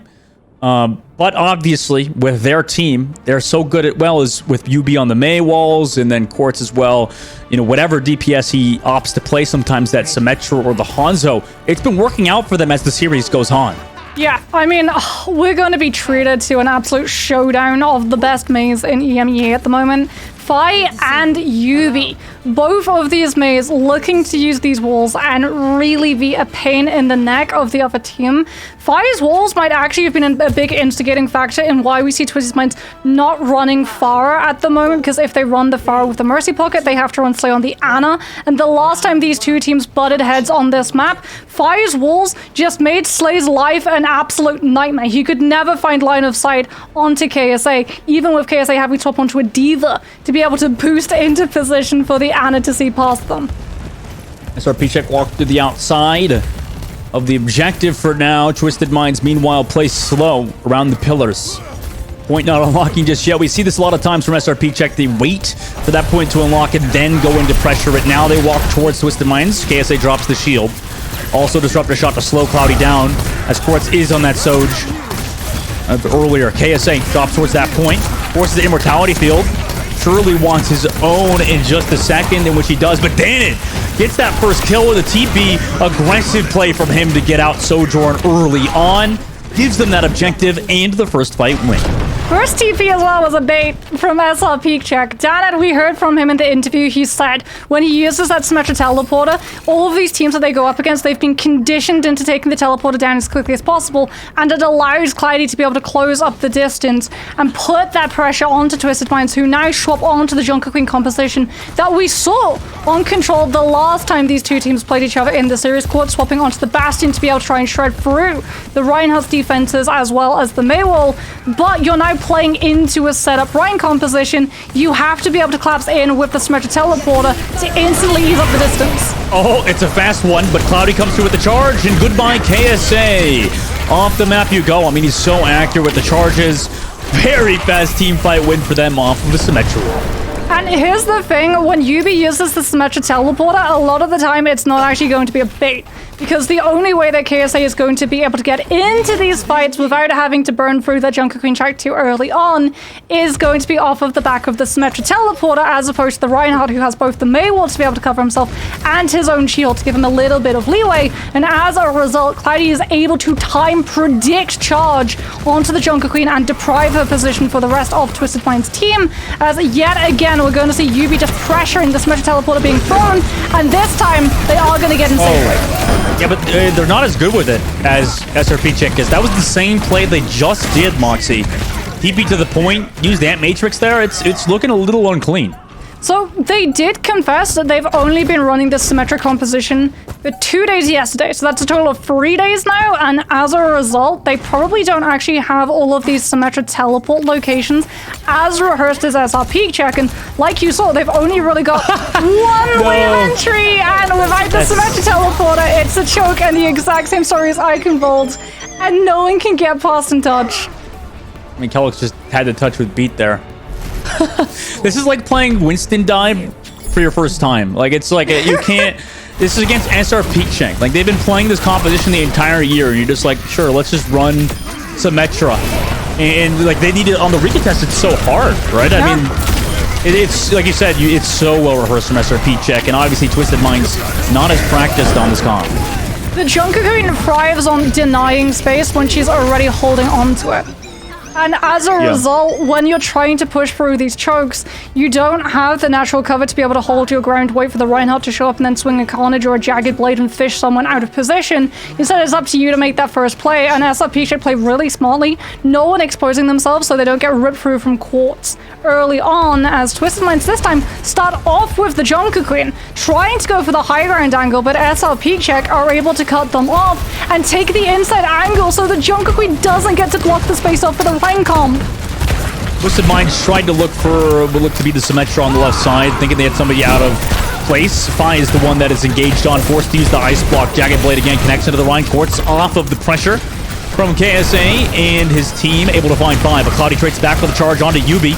Meanwhile, he dropped low ground, has the Immortality Field, eventually runs out. Now Quartz putting that pressure on him, but Ghost is able to find KSA. Ghost again has found Kelix. Indola comes back for Quartz, the support line, doing it all at the moment. Vaynit also collapses as SrPeakCheck take the point first again. Ghost is absolute MVP of the series at the moment, and no one can say anything else about it. As Twisted Minds now going to have to yet again re-engage in with this composition, which really struggles on the entrance. As Fi now with that Mei gets to properly set up and look to isolate, stop the Bastion pressure from shredding through Cloudy's shield before he's ready to take a fight. DP comes through, but everybody's there on the opposite side. Quartz looks to get Ghost on the backside. Nice shield from Cloudy to keep him alive, but Slay on the other side able to find Danid, who was building towards that wall. It was a crucial kill for them, but KSA drops the point, does die for it. Beat drop, unfortunately too late to save Cloudy. Kelix able to find Ghost, though trades back Kelix. However, I think the trades are still going in favor of Twisted Minds at the moment, as Quartz just finally kills Dala in 5. 51% of the board, 52% of the board, rather, as Twisted Minds get the flip. They do have stall. They do have that artillery strike already built up, and SrPeakCheck don't yet have the Blizzard, nor because they used both support ultimates in the last fight, do they have the confidence in terms of their sustainability to just go straight onto the point and force Twisted Minds to drop down. Cloudy walks in with that Mei wall from Fi. Dan also has the Symmetra wall ready to go on his own side. They drop towards the point. Here comes the artillery strike from Quartz. Drops one onto Ghost, forces him to jump away. Now drops the rest into this team. KSA goes low because of a shatter from Cloudy, and also the Symmetra wall there, but Quartz is able to find Danid. Unfortunately, no support ultimates to keep SrPeakCheck alive. So Twisted Minds commit that beat drop, and with it, get all of the added pressure, holding on to the objective at 40%. Gorgeous sound barrier from Kelix to be able to save KSA in the clutches of an LH Cloudy charge, and as a result, this might still have that tank to be able to just burn out so much pressure from SrPeakCheck, who yet again try and take this high angle to make sure that they can bait Quartz into using the transformation mode too early on. It's not falling for it this time, waits for the full drop down to be committed so he can burn the Symmetra. Oh, and he does so. Ghost, though, trades back Yubi. Both Symmetras out of the fight. He's now caught in that Blizzard. Fi, again, has been so impactful, Moxie. Talk about it. Nice Blizzard from him. Slows down KSA as well. Amplification Matrix committed from Ghost here. I guess they were all low, so maybe thought it was necessary. But regardless, that ultimate has been burned out now. 76% of the board for Twisted Minds. Meanwhile, SrPeakCheck flip it and have 54. Yeah, so Slay is going to have an amplification matrix, but the reason that Ghost feels confident to be able to use the amp matrix to just close out that fight is that Fi is on the Mei, and Twisted Minds don't have a Mei. So as a result, SrPeakCheck have the wall to be able to just rotate around the amplification matrix, even though they don't have one, to try and hold the space against Twisted Minds. Wall out the left side, TP comes through as well as their own amp matrix, but the beat drop advantage could be huge, though LH Cloudy still goes down. Immortality Field just a tad too late. Ghost a little out of position compared to where LH Cloudy was. Results now in Slay and the gang of Twisted Minds closing out on SrPeakCheck as they've built up nearly 87%. Some stagger coming through from Danid, 90% on the board, but Twisted Minds have control of the point. Yeah, Fire's Maywall is perfect to block out the line of sight of Amplification Matrix onto the high ground opposite the point. Unfortunately, LH Cloudy is not playing on that angle. He's playing on the right side around those small hallways. And as a result, it does not alleviate the pressure. And like we saw, Immortality Field is just a tad too late to be able to save the Rhine, as SrPeakCheck now have to engage in on Twisted Minds, dropping from the high ground onto the low, but that's going to open them up to be shredded by Quartz, who this time isn't actually in the fight at the moment, stayed behind to be able to land artillery strike. Yeah, artillery strike there, but they give up the objective a little bit. And oh my god, what a shatter! Though it's beat dropped by Kellex. Perfect time from him. Quartz goes to 1 HP on the back. Needs to stay alive, but Slay is also low. And Matrix and Ghost to continue the pressure. I mean, Twisted Minds, they need this rampage from KSA, but he's so low, he gets it off. He dies while doing it. He gets Dala. So it's from the grave kill from him, but with the Symmetra wall here, it's going to be hard to deal with the pressure from LH Cloudy. No tank here available, but Quartz still on the top. Has the added pressure on to Ghost. Ghost has to play around the pillars. Quartz looking for that kill on the back, but he uses the immortality field. Can peek with it. Kellex is desperately looking for that kill on the backside, and they actually get it. What a grenade from Quartz from across the map. The Blizzard to zone from Vi is there, and overtime is ticking down. Doomfist is back. KSA in the fight, and Matrix from Slay's side is here to add that pressure onto Cloudy. They have no heals, no sustain, nobody else here to delay the point, and we're all tied 1-1 on Antarctic Peninsula. Quartz coming in with the hero play on the Bastion. KSA able to come back into the fight as well on the Doomfist and corral all of the players of SrPeakCheck who were looking to hide themselves out in those hallways, tapping onto the point to keep it in overtime contest as long as possible after Twisted Mind's ultimate advantage had burned out. What a close series. Quartz really coming in with an absolute huge kill in those fights. As we can see, LH Cloudy here just taking advantage of the fact that the Bastion was set apart from the rest of the teams to be able to set the artillery strike up. Comes in with the shatter. Almost lost Twisted Minds that map as well, going for that play as opposed to having the Bastion to just try and shred the members of SrPeakCheck on the drop down.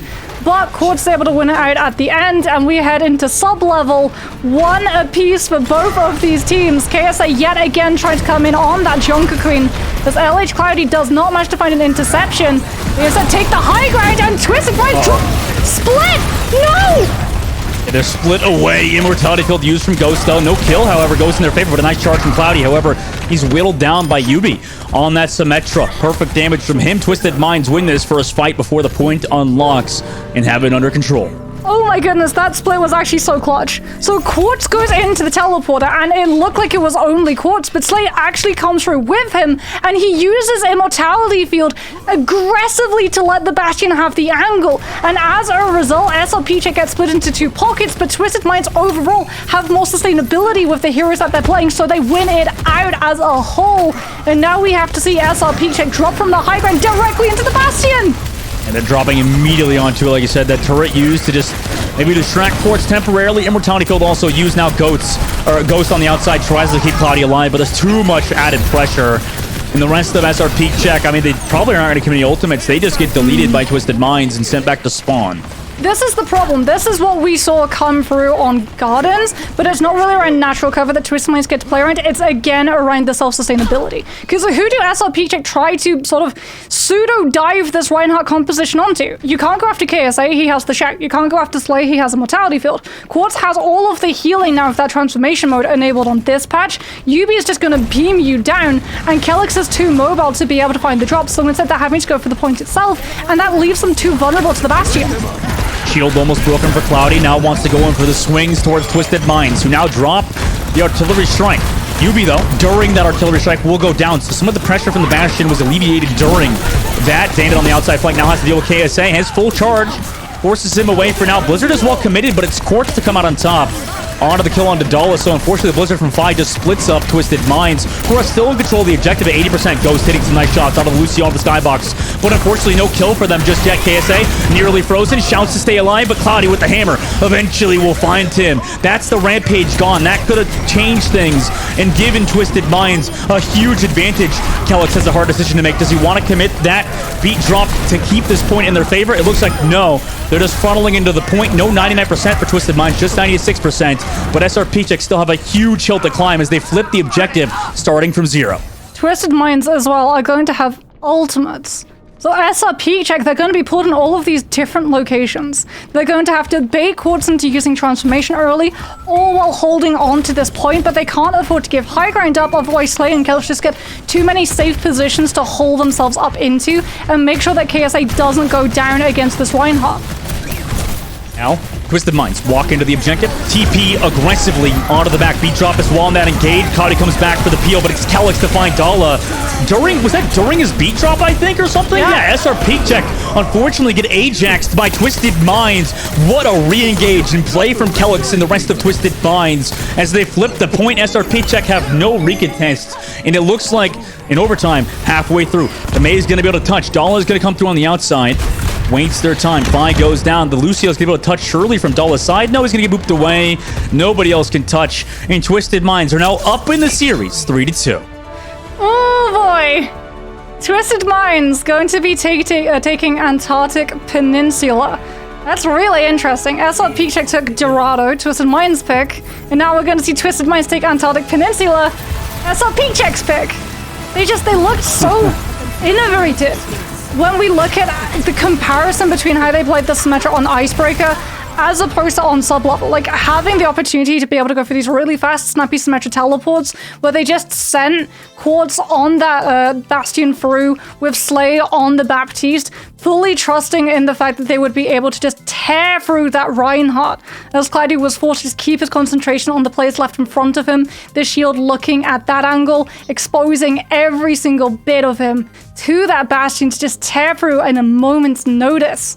Really smart play coming through from them. Yeah, absolutely so intelligent. And obviously, Twisted Minds now have that lead. They are on map point. If this was any other series during the playoffs, the series would be over. Twisted Minds would have won. But because it's the grand finals, it's a first of 4. So Twisted Minds now need to win this next one to end the series here and now. Whereas SrPeakCheck on the flip side, I mean, this is their tournament life on the line. They've already made it to the grand finals. But obviously, Moxie, that'd be huge if they could get the upset win on Twisted Minds, who have been a dominant force in EMEA Contenders. And like you said on that last map, this is terrifying now because Twisted Minds look to be on a different level. Obviously, like you said, Icebreaker didn't go in their favor, but if they're figuring out this Symmetra stuff, Moxie, I mean, what do you do if you're the other team? Yeah, I mean, you can see as well that they're anticipating those charges coming through from Cloudy. When they go for the Symmetra teleporter on Icebreaker, they do it on the low ground. So the second that KSA walks through, he's super pinnable. But when they actually use that Symmetra teleporter on sub-level, they put it on elevated platforms. So that when they go for the drop down, Cloudy doesn't get the immediate, I know when to charge and intercept a person as they step through. Instead, he has to time the charge when the person commits to the drop down, which is something that becomes a lot harder to try to be able to take account of. And as a result, when we did see those Symmetra teleporters into the backline of SrPeakCheck, the charges don't get anywhere near the same amount of value. Yeah, I suppose to give him a bit of a break, Icebreaker is a hard one to TP to, right? Because it's such a close quarter map, and you can't really do that across the map. Meanwhile, looks like SrPeakCheck's map selection is in, and we are going to Circuit Royale. Very confident is this team on this map, Moxie. I mean, pretty good reason why, right? They've been consistently amazing on Circuit Royale. Yeah, I mean, we saw it for them. It really did look absolutely dominant when they were running up against EXO. They struggled a little bit against Iliari, but we know that Twisted Minds is probably not going to be fielding into that pick. Instead, it's going to be really interesting to see what composition they decide to opt into, whether KSA is going to commit towards that Ramatra, anticipating SrPeakCheck again to play as aggressive as possible and just rip out as many fights as they possibly can to dwindle down the time bank that Twisted Minds have access to. It's so funny that everybody, was panicking over Iliari meta with Orisa. Everybody's like, oh my god, this could be the meta. But meanwhile, over here at EMEA Finals, Twisted Minds versus SrPeakCheck, we got Reinhardt versus Ramacha versus Junker Queen. The tank meta is still very much up in the air, at least over here. So we'll be going into this upcoming map. Neither of these teams probably going to be playing the Orisa unless something happens that's crazy. Pretty much, I would rather bet on like another. I don't know, like a meteor hitting the planet Earth before that either of these teams will play Orisa. You know what I'm saying? Like, I think that'd be a pretty crazy chance if that's the case, especially with how the TP plays have been going for SrPeakCheck on this map, Moxie. I mean, they really just keep upping the tempo time and time again. Where you think they maybe slow it down, they just keep that gas up. They really are an incredibly aggressive team, but they've learned how to channel that aggression. Like when they first started in Contender season with LH Cloudy trying to play this Reinhardt, teams would just take full advantage of the fact that Cloudy would charge in and his team would be left in the dust. But being able to incorporate things like the Symmetra teleporter so that everyone can actually travel with Cloudy, and even really using it to be able to split themselves into different positions of fighting, so Cloudy can play aggressive but still have that lifeline to be able to fall back onto. SrPeakCheck have really been able to just innovate themselves and really synergize with the rest of the team. Yeah, and they're on defense first too, Moxie. I mean, they've really figured out this defensive hold so far, but Twisted Minds, with Court still in the lineup, by the way, no substitutes coming through on either side. They're going to keep it up with having him, you know, on that Bastion more than likely. Yeah, no surprises. The last time that SrPeakCheck and Twisted Minds actually met each other in the upper bracket, SrPeakCheck took us to this very map to make sure that Twisted Minds did not get to play the Pharah or the Echo. But indeed, Quartz being in the lineup does present the problem of that Bastion, and as a result, SrPeakCheck not playing super close to those spawns the way that we saw in the earlier series, because they have full understanding. Even if Fire is able to isolate the target out, the Bastion's just going to shred the wall before they can find a kill. Cloudy gets double boot forward as well by the Jagged Blade and a boot from Calyx. Meanwhile, perfect grenade placements from Quartz into transformation, and everybody gets deleted instantaneously. Twisted Minds, that was a very fast first team fight. Yeah, gorgeous off angle coming through from Quartz. KSA with the Junker Queen sustainability gets to take the fight on stairs. No one's looking at Quartz on the Bastion on main road. Shreds through the Mace, shreds through the Immortality Field, shreds through the Reinhardt, and SrPeakCheck lose that hold around corner. Will now have to contest with Twisted Minds already setting themselves up through the high ground. Does SrPeakCheck teleport behind them? TP behind them indeed. Now the charge comes through from Cloudy. No value found just yet. Immortality Field committed by Slay. In this fight, surely he's the target of SrPeakCheck. Quartz does find one, gets traded out though. KSA though ends up getting 5, so Twisted Minds still end up with the kill advantage. Ghost now gets stagger killed, and Twisted Minds, even though they lost a few during that fight, ended up on top with 3 and look to claim the checkpoint. Yeah, the Junker Queen just has so much poke. Even when SrPeakCheck don't really have to worry about the poke because of the Symmetra teleporter, they have to be so careful. At least Cloudy in the interception off of the teleporter needs to essentially find a player every single time he looks for the charge. Otherwise, Twisted Minds just have too much sustainability to be able to play around the Reinhardt, the damage slowly output by the Mei and the Symmetra in regards to the Bastion that can just burst everyone down in seconds. And Matrix here on the top. KSA with a nice savage flash through Dane's side. Ghost as well has to drop back towards his team, and again, another early pick for Twisted Minds results in them kind of snowballing this. You know, Cloudy goes low, charges away, but will fall while doing so. Dala does get Calyx, but Artillery Strike, I guess, was forced from Quartz there. Results in at least one ultimate use from them, but Twisted Minds just keep it rolling at the moment. They've got Rampage as well. Ghost isn't going to have the Amplification Matrix. LS Cloudy does have a Shatter, and it is free. KSA on the Junker Queen does not have a shield. No way of being able to counter it. No Orisa. Nothing to be able to stun you out of the Rhine ultimate. The problem is Amplification Matrix is going to be used first by Twisted Minds. SrPeakCheck not committing to the teleporter behind this team, using that Maywall and the teleporter distraction to buy themselves out the time from the amp. Yeah, SrPeakCheck need to win right here and now. At least on the second phase, Symmetra wall used from Yubi. Rampage still available. Cloudy goes for the Shatter. Unfortunately, gets no value. Beat drops committed from Dala. No support ultimate committed from Twisted Minds besides the Ant Matrix earlier. Here comes the wall from Danon. Calyx still holding onto the beat if necessary. Gets frozen, in fact, and killed by Dala. Ghost also gets 1. KSA with the Rampage, able to find 5, but because maybe Twisted Minds was a bit too greedy and didn't use the beat there, it results in them losing this fight.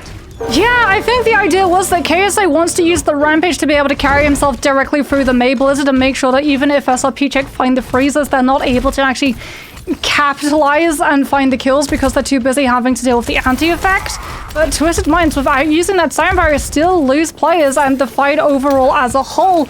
But again, they have the poke phase, they have the Bastion burst to make sure that SrPeakCheck don't get to really hold aggressively around this angle of slope, which normally puts so many attackers to pressure. 3 minutes left. Here comes that Fire Strike window playing. 2 Fire Strikes used by Cloudy. No kills from it either, but KSA comes back through, gets the kill, also sent the flanker towards the car with the beat drop so they can put some pressure on the payload. Slay will go down after Immortality Field fades, and the rest of SrPeakCheck get collapsed on. Even though Twisted Minds lose Slay there, they're moving on to third with 4 minutes left. Slayer's going to have Amplification Matrix as well. That's going to be yet more distance that SrPeakCheck are going to have to disengage away from. Quartz moving up onto the high ground, so if SrPeakCheck try and teleport up there, they're going to be met by a Bastion who's going to be aided by Slayer with the Amplification Matrix. And Matrix committed. Quartz will get taken down by Fi as well. Immortality Field used by Slay, a bit too late there. Ghost also finds Slay. During it, UB does trade back Dana at the very least, but this already is going in favor of SrPeakCheck at the moment. UB on the backside is trying to live Kelix as well, but they will go down Artillery Strike a bit too late on the side of Quartz here, unfortunately, as SrPeakCheck finally get a hold in the surface. Yeah, like you said, Immortality Field from Slay just a second too late to be able to save Quartz. SrPeakCheck fully understanding the angle that the Bastion was trying to take away from their defense alongside the Amplification Matrix, claps on him and take him down before he can become problematic as another teleporter, this time from Twisted Mind, into the backline of SrPeakCheck set up by UB's Symmetra wall, so SrPeakCheck has absolutely no way of retaliating. The pace has been set, though, by SrPeakCheck. They want to win now, using a lot of ultimates, Blizzard as well, to zone the payload. Meanwhile, Quartz is just sitting on the high ground, right? He's able to do whatever he wants. Here comes that TP onto Quartz now, but into the transformation with the grenade. I don't know how you kill him with all the support he is getting. Even with Dana at full charge, it's not enough. That was a lot of ults committed for Twisted Minds and SrPeakCheck. Yeah, all LH Cloudy can do in that fight as well is hope that Dana fully charged will be able to take the Bastion down before the shield breaks. That does not happen because of some really good support coming through from Twisted Mind's backline, as now we're going to see SrPeakCheck free ultimates to work around, but still having to concern themselves with how the Bastion is going to play around the Symmetra teleporter. They can't fully give up high ground for free, because if they do, Twisted Minds are going to see the absence. Yeah, but they actually TP back through. So they're met on the other side. Also wall here into both Ant Matrixes with that lamp. But there is Cloudy with the Shatter. Potentially fight changing. Ghost is able to get KSA, but Dana does fall. Now there's the Artillery Strike from Quartz on the backside. Could he find Ghost on the retreat to the spawn? And he does. Perfect kill from him on the inside. UB takes that Mage charge off of the wall while Fine tries to fall back. Slay gets Dala. And they have support ultimates for this fight. They're pushing this payload with a minute and 45 seconds left. SrPeakCheck desperately have to get a recontest. Mayaw's Symmetra wall rather is going to be invested so SrPeakCheck can make it out of spawn, but Dana gets yanked by the Jagged Blade coming through from KSA. No fully charged Symmetra as Fight swaps onto the Sojourn looking to find the one-shot potentials. Drops his own Immortality Field, has the support there, fine. Now onto the Sojourn of all things, is able to get Quartz, but I don't know if it's enough. He's down super low on the high ground. Fine tries to regroup around the payload. Nobody can even touch as Twisted Minds push the objective into its final checkpoint and now move over to the defense with a minute and 17 seconds. So this is why the Rhine composition struggles the most against the Junker Queen. You can land the perfect shatter, but if you don't confirm kills before the team is able to recover, you're still going to lose the fight and be down in ultimate. Case in point, Shatter hits onto Twisted Minds. SrPeakCheck play it perfectly. They bait Twisted Minds into taking the fight on the high ground. So many of them get hit by LH Cloudy's ultimate. The KSA doesn't go down, has the shout. Quartz, as a result, has the time to be able to hit into the ultimate and make sure that SrPeakCheck aren't able to play off of the space the Shatter should create. And then once Artillery Strike is out of the Bastion, you still fully control the neutral because you have the transformation and you're just outputting so much more damage potential in the neutral than SrPeakCheck have to be able to output to match it. And as a result, they have to play constantly around the spacing and tempo that Twisted Mind set, something a defensive team never wants to be on. Now SrPeakCheck, you know, their back's against the wall here, Moxie. Yeah, Twisted Minds just captured out. You know, all of the cards are in their favor at the moment. SrPeakCheck obviously have been running the same composition throughout. What do they got to do differently here, Moxie? I mean, like, they got to mix something up, right? Play maybe a bit more aggressive. At least Twisted Minds have swapped Quartz onto the Hanzo. Maybe you can negate that, as well as KSA on the Ramantra. I wouldn't say that's not least. We've already seen that Quartz absolutely smashes through the shielding with that Hanzo, as well as taking the Symmetra teleporter out super quickly with those storm arrows. As you have the mobility to be able to take the off angles and take away even more spaces. There it is! Sonic takes Dana down. At least it's after the Symmetra teleporter had already enabled Cloudy to walk forward. But Quartz immediately just disengages, creates as much distance as possible, and still is a problem that SrPeakCheck have to take down. Yeah, finally Cloudy runs him down, but, you know, it's already too late. It's going to cost him his life. Ghost also gets staggered here. in the first fight is not a victory for SrPeakCheck. They do have that TP to get back from spawn faster, but Twisted Minds, with Court specifically, playing very well there. Yeah, that lunge, when you don't have the Reinhardt charge or a Fire Strike to be able to follow that Hans's movement, the only option you have is to try and run him down, and that just provides too much opportunity for the other players of Twisted Minds to be able to play into. There's SrPeakCheck now trying to take away this high ground angle. Janet alone pushing Quartz off of it so that SrPeakCheck gets to move the line forward for Shatter. What a shatter from Cloudy.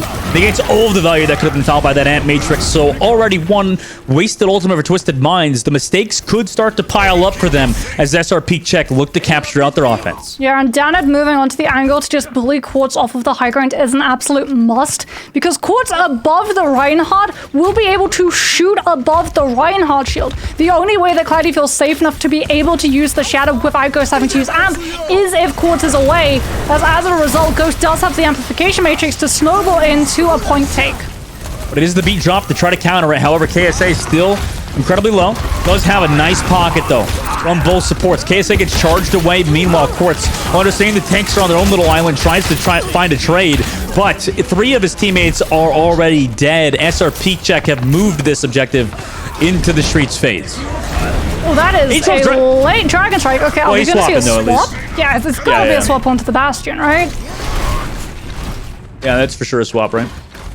Yeah, there it is. Okay, Quartz gonna be donning the hat and moving on to Bastion, as it is gonna be Fi still holding onto the Blizzard. Yubi off of the Mei onto the Symmetra now, as KSA onto the Junker Queen as well. They're really trying to play around the composition that SrPeakCheck has struggled with already. Wall comes through.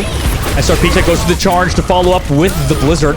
Danny's able to find Yubi. Nice opening pick from him as well, but that cost both DPS ultimates, whereas Twisted Minds are going to have to re-engage, but they only have an Ant Matrix, so SrPeakCheck still sitting in the lead with their double support ultimate. Yeah, Dollar as well holding on to the soundbar to be able to just aggressively push past the Ant Matrix. Keep your eye on Fi, however, he's looking to try and find a wall to isolate a player out if they move past, as everyone just teleports past him.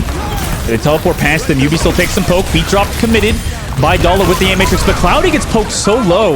With that pressure, they're able to find Quartz. Ghost also on display, and now it's just relying heavily on Dandit and Ghost to pop off. Ghost gets 2.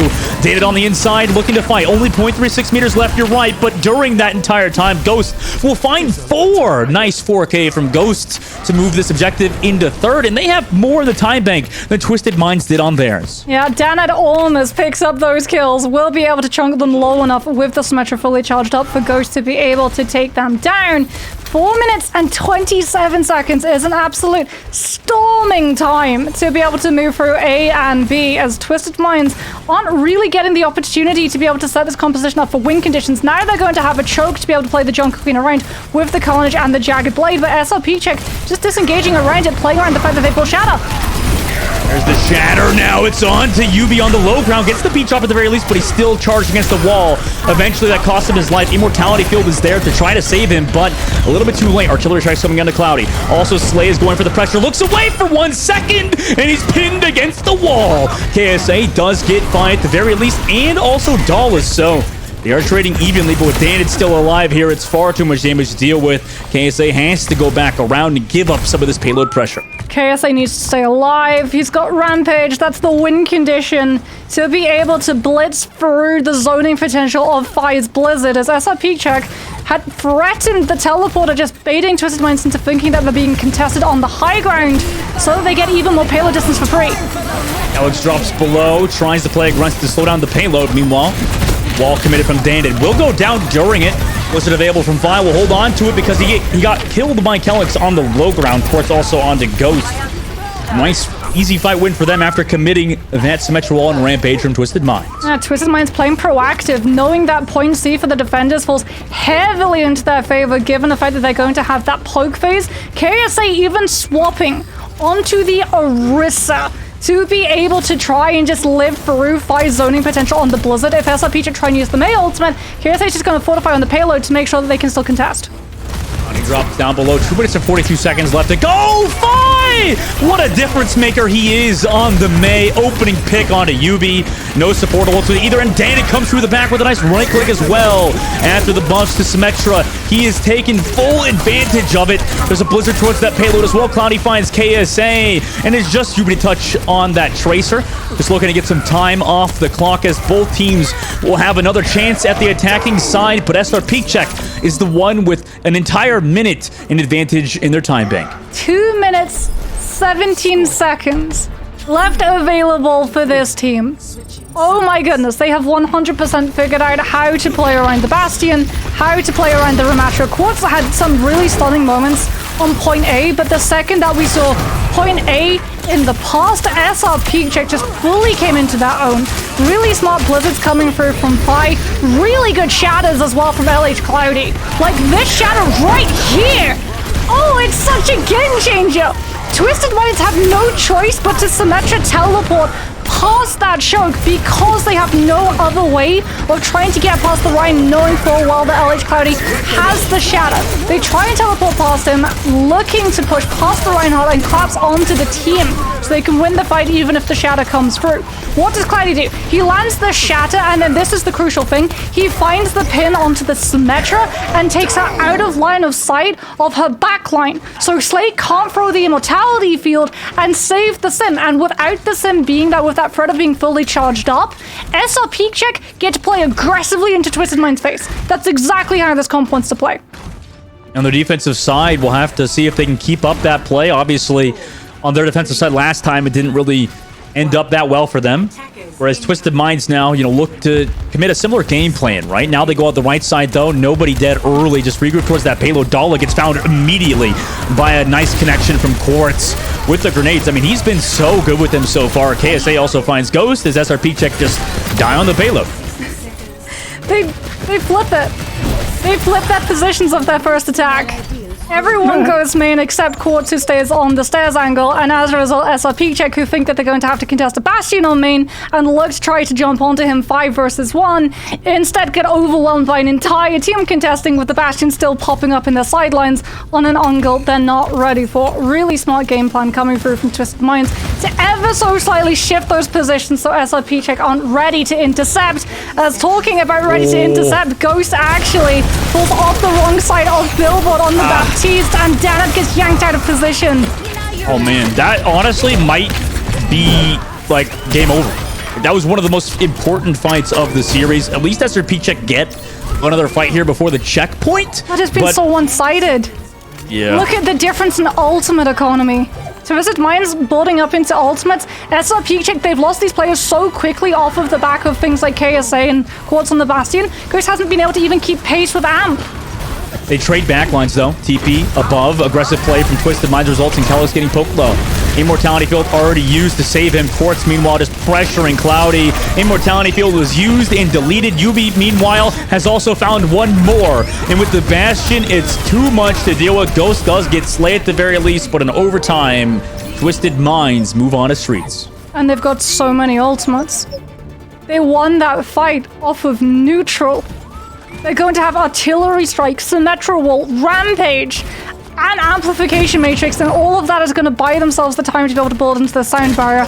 SrPeakCheck have to play this next fight perfectly, and Quartz, no one's going to anticipate him on this angle. Artillery Strike used early, just to zone away SrPeakCheck. Maybe even find a kill, but at least slows them down for now. TP above the high ground. Cloudy and the rest of his team moves. They have the Ant Matrix over the top. Immortality Code used by Slay. Slay wants to regroup with his team, but it cost him his life. Meanwhile, the card is still pushing though, so Twisted Mind's in a weird spot.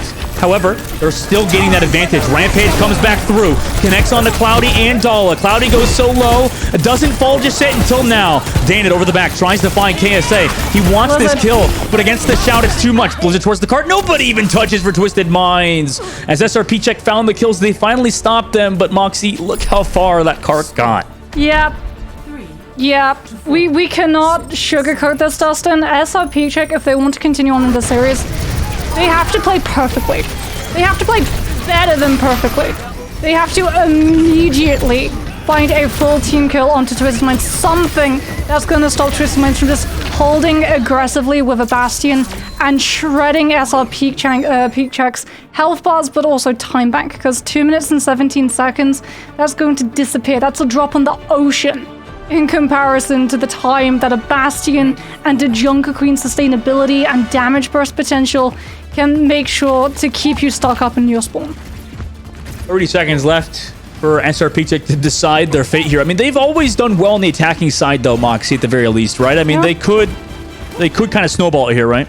Yeah, I mean, we've seen SrPeakCheck literally hit their peak in this match, I would say. But now they are going to have to be not just at their best, they're going to have to play the best Overwatch they've ever played. Every wall from Phi has to be perfect. Every pin from LH Cloudy has to connect, guarantee either a kill or position the space to be able to set one up for your DPS. Immortality field has to be on point. Every single amp that we see coming through from Dulla for speed rotation has to be on the nose. Twisted Mind's going to be starting off not towards the spawn. They're going to be playing, waiting to collapse in on SrPeakCheck instead.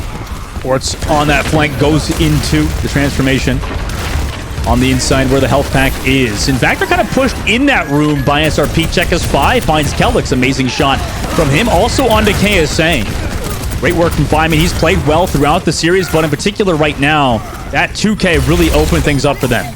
Really good start for SrPeakCheck. They're able to just deal with that sort of sandwich, that two-pronged attack that Twisted Minds were trying to set up on. Again, very similar to their defense, or rather attack. Quartz coming in on an off angle, so everyone either looks at him or the rest of the team, and the other side always gets more value as a result.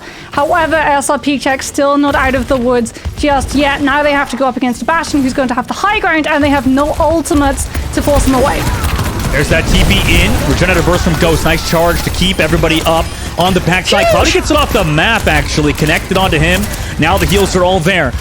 KSA could not build up any charge. Quartz did get that kill at the very least, but look, KSA's ult charge max 32% because he's been shut out 2 fights in a row now. Huge pin coming through from LH Cloudy to be able to take the Junker Queen off of the map.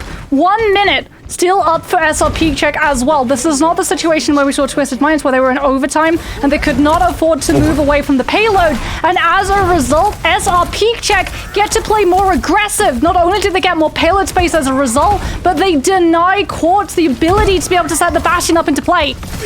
And Matrix committed from Ghost, gets poked low, but has the immortality able to keep himself alive. Meanwhile, counter Ant Matrix, and Quartz finds Ghost. Also on to Phi. So SrPeakCheck is get wiped from the server. They have time left though, Moxie. 23 seconds. What do they do? They've got a fast reset. And this is what Twisted Minds are going to do because they understand SrPeakCheck have no choice but to try and teleport onto the payload. They're going to just try and make sure that the team doesn't fully get through. Our wall comes through.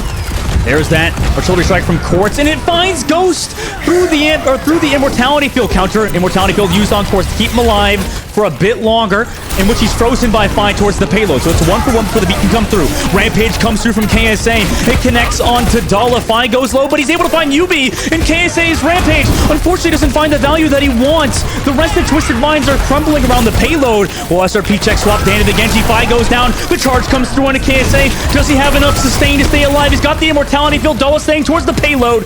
LH Cloudy staying alive with the Suzu from Ghost here as well. Building towards that Kitsune rush of all things. SrPeakCheck look to stabilize as they wait for Phi to come back from spawn. Twisted Minds surely have the main advantage. But they don't have the Baptiste. SrPeakCheck losing Ghost on the BAP to the Kiriko. Should be able to build into a Kitsune rush, but Slay's going to have the Ant Matrix, and without a Mei, SrPeakCheck have no way of disengaging it, and it's overtime. They have to keep themselves in the fight.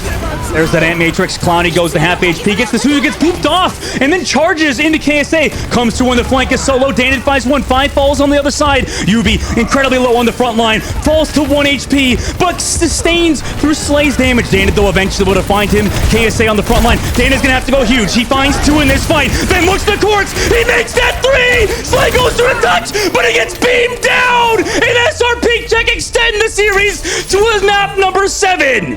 We said that they would have to play out of their minds. We said that they would have to play the best Overwatch they have ever played. Oh my goodness! Dustin, they did it! They were able to push the payload. They lost Ghost. The second that they lost the Baptiste in that Symmetra teleport rotation, it should have been over. But it's Spy who gets to come through. We'll be able to cycle through the Mei wall, cycles through the block, keeps the payload in contest so everyone from SrPeakCheck can regroup. Ghost coming back in on the Kiriko to be able to swift step and rejoin the team faster, giving up the burst potential of the Baptiste heals for favoring that speed, knowing that Twisted Mind is going to try and take the fight as quickly as possible. And then Daned fully charged on the Symmetra, the teleport as well onto the payload to make sure that it stays contested after LH Cloudy gets knocked to the side of the map and has to charge all the way into Twisted Mind's backline. What a play! Every single person on SrPeakCheck's team came alive to make sure that that payload stayed in game and they stayed in this series. Dustin, we knew it would be a barn burner. We knew it would be a close series between these two. Not only are SrPeakCheck the first team to ever take 2 maps away from Twisted Minds, they're the first team to take 3! We go again! We go again indeed. SrPeakCheck bring us to that number 7. Daned's flu game coming through. I mean, insane work from the guy who said he's sick. We were in an interview with him not less than like 2 hours ago where the guy was like sneezing and coughing and trying to just stay alive. Just comes through in the absolute clutch for SrPeakCheck. But guys, before that number 7, we'll have you take a breather and we'll go to a short break. Before then, like I said, just get snacks, get a breather, get something, whatever. I need a breather after that one. So we'll see you guys after this break for that map number 7.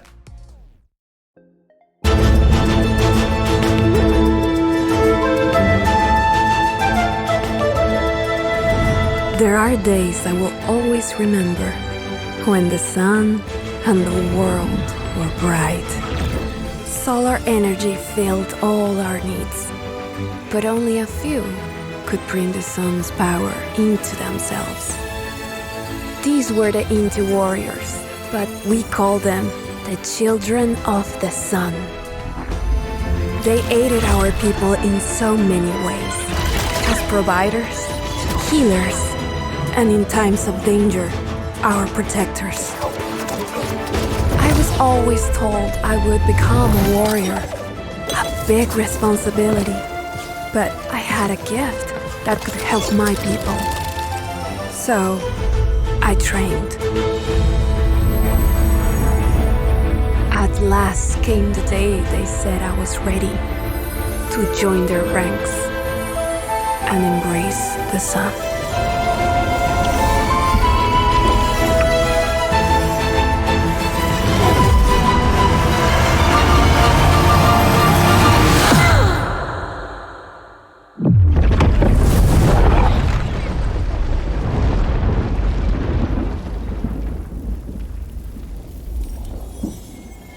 There are days I will always remember.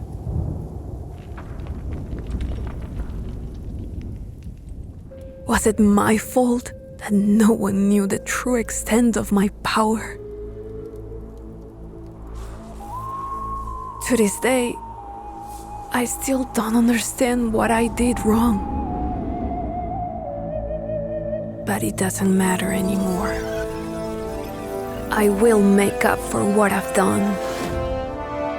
Because I am Iliari, and I am the last child of the sun.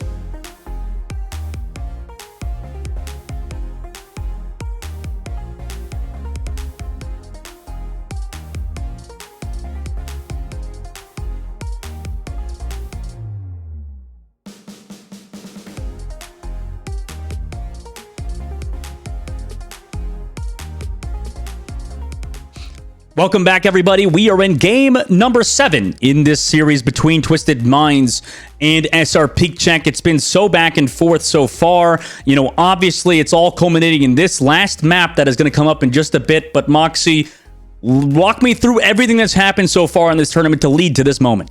Yeah, I mean, like you said, we're about to head into map number 7. That is not a miscount. For the first time ever, Twisted Minds in a Contenders series since they started last season have actually dropped not just one map, not just 2 maps, but 3. And it all started off in the upper bracket with Twisted Minds storming through every single team. Raspberry Races 3 and 0 struggled a little bit against SrPeakCheck, they themselves confessing that it was their hardest matchup to date before they went up against Oblivione, also dropping 1 map against them.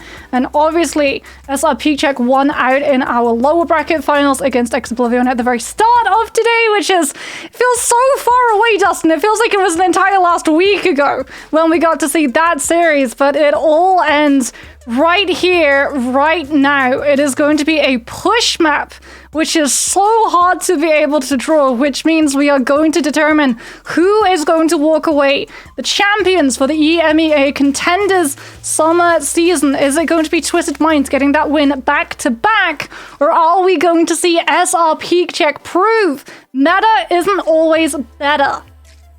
Let's see. I mean, it's all at the end of the day coming to this map, like I said, on push. So we'll have to wait and see between these two teams to kind of get a bit of a breather, right? Obviously, after that last one, it was everything, you know, no holds bars. It was just an absolute slaughterhouse towards that payload on Circuit Royale. And now going into this one, both teams, you know, maybe look to take the advantage. But, you know, if we go back to the likes of Colosseo was still close, right? If we go to that last push map, it was incredibly tight. And then same with the Koth map, the control map that we went to our Antarctic Peninsula. That was also close at times.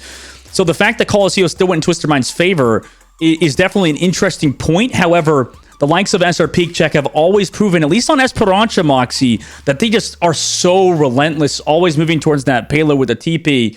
I mean, Twisted Minds have been doing good at dealing with it, but you regardless still have to manage SrPeakCheck's aggression. Yeah, and you have to remember as well, Esperanza, it's not our first push map that we're seeing. The go-to was Colosseo. Twisted Minds did not feel comfortable immediately taking us to this map, and the reason, I'm pretty sure, is when we saw Oblivione versus SrPeakCheck earlier in the first series on this very map, Cookie was on Sojourn. Normally, when we see a Sojourn uncontested in terms of not having to worry about hitscan from the other team, they absolutely dominate from the high ground of the bridge, but we saw SrPeakCheck just able to spam Cookie off of the angle to make sure that he was never able to build the railgun charge up to be able to fully instigate into the Sojourn's true potential, the one shot off of the secondary prime fire of that railgun. And as a result, we're going to be seeing the exact same thing. SrPeakCheck not going to be mixing this composition up. No substitutions coming through. No hitscan from their side. It's literally going to be the exact same strategy that won them the first series. I mean, both teams have kind of... only Twisted Minds have changed things, like you said, kind of mixing up with the Hanzo in there. Figuring out the Bastion was the way to go, right? Twisted Minds subbed Labda in previously, but even still lost the map that he did get subbed in. So unfortunately for them, you know, a large proponent of their success so far has been off of the Pharah. So the fact they've had to change things like this really proves that the meta is in a different place than it was pre-playoffs. Yeah, KSA are actually going to be committing not the Ramatra, but the Junker Queen, trying to play around all of the natural cover of this point. Quartz as well on the Bastion, wanting to try and shred through LH Cloudy. As Twisted Minds this time, they're the ones to rotate. SrPeakCheck already having used that Symmetra teleporter is going to be on cooldown as Twisted Minds look to try to cut the Baptiste away from the line. Yeah, they do so. They get him stuck in the corner. At the very least, Cloudy will go down. And that was where you were 100% right. I mean, they just split up Cloudy and Ghost, able to get those kills in this first fight win as Twisted Minds control the robot. Yeah, so KSA has the sustainability to be able to just solo move away from the rest of the team, away from that Reinhardt, while knowing that Yubi with the Symmetra, even if LH Cloudy has shield percentage up and available, he's going to be able to use the primary from that Symmetra and bull charge off of the Rein shield, so the second it breaks, so too does LH Cloudy's health bar. As Quartz is taking a lot of that spam pressure, that's the angle that SrPeakCheck were able to keep Cookie off for the majority of their fight in the last series, but this time Quartz is going to find more value. Yeah, TP play on the Ghost. I mean, poor guy has been the target of Twisted Minds' engages. I mean, SrPeakCheck just look to regroup around this payload, make sure they get a little bit of space, but I mean, it's just going to be immediately back under the control of Twisted Minds, who have built up some good ultimates. Yeah, SrPeakCheck see that they lose those players at the start and just like you said, commit trying to push the objective to guarantee that Twisted Minds aren't going to be able to instantly pick up those forward spawns. And SrPeakCheck with the Symmetra Teleporter can look to collapse in, contesting once more, but now they're going to have to contest into the amp. Yeah, amp just to make sure they can't touch that objective, keep that cart rolling towards the checkpoint. 45 meters built up for Twisted Minds. Now comes that TP play from SrPeakCheck, but a counter TP to where they just left. So Twisted Minds kind of just going back and forth with SrPeakCheck at the moment, kind of outplaying them. Meanwhile, KSA drops below the cart. Slay does go down low. Danny's able to find him. Ghost also onto KSA. So although it was a little cute TP play from Twisted Minds, they're actually getting full team wiped by SrPeakCheck, who have now built up some ults.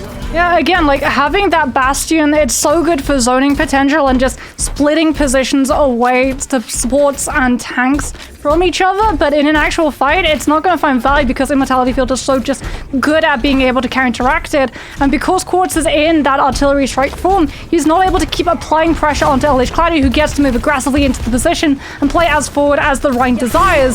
Now we're going to see a Symmetra Wall come through from Twisted Minds, another Symmetra Wall come through from SrPeakCheck's side, as these teams are just playing mind games in terms of where they're positioning for an actual fight.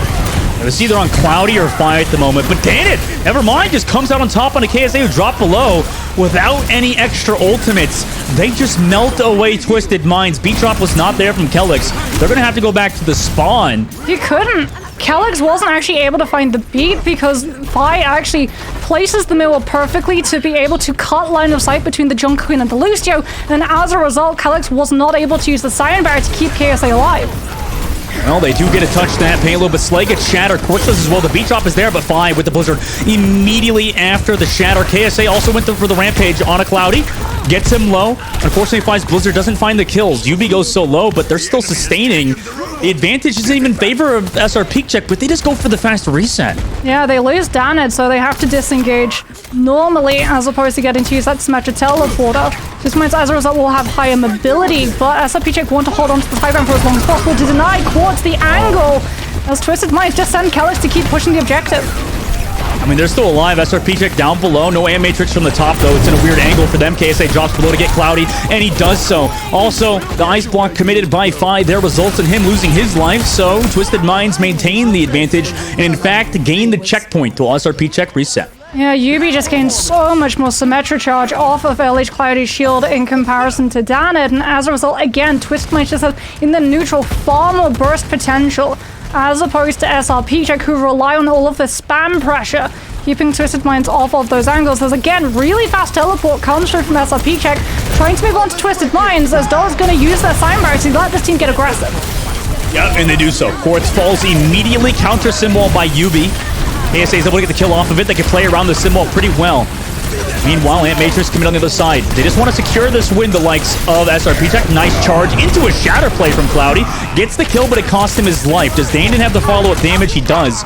Meanwhile, on the flip side, Kelix is able to get one. Artillery strike also coming through in this fight that SrPeakCheck seemingly have won. Danid trying to find Kelix towards the objective. Kelix doesn't even get the kill onto Danid as he cleans up 3. Yeah, it did mean, however, that Twisted Minds were able to keep the objective moving and have now taken themselves into the lead in terms of that distance. SrPeakCheck going to be having a Blizzard into this next fight and that Symmetra Wall, but they have to be so careful about KSA's Rampage. Wall can be used to just deny Amplification Matrix from Slay, but the Rampage with the anti-heal effect, that's the problem. Oh, 5 members of SrPeakCheck hit by it, and they are gone just as that fight started. Now they just control that robot, keep it pushing forward, and it's SrPeakCheck. They gotta just regroup. Twisted Minds, their ultimate tracking is absolutely spot on. They understand that Fight does not yet have the Blizzard, has to build a little bit into it, as opposed to KSA, who gets to fully come in with the Rampage already built up. So they play super proactively, knowing that SrPeakCheck, even if Rampage doesn't find value, is still going to bait out the Immortality Field so that they can keep control of the neutral. As Slay, oh my goodness, the rotation! What the hell? KSA gets frozen on the front line too as well because the Immortality Field wasn't there. Fi's able to get KSA through it. And yeah, Twisted Minds, a bit of a crazy. Yeah, that was a bit of a crazy ant play from Slay.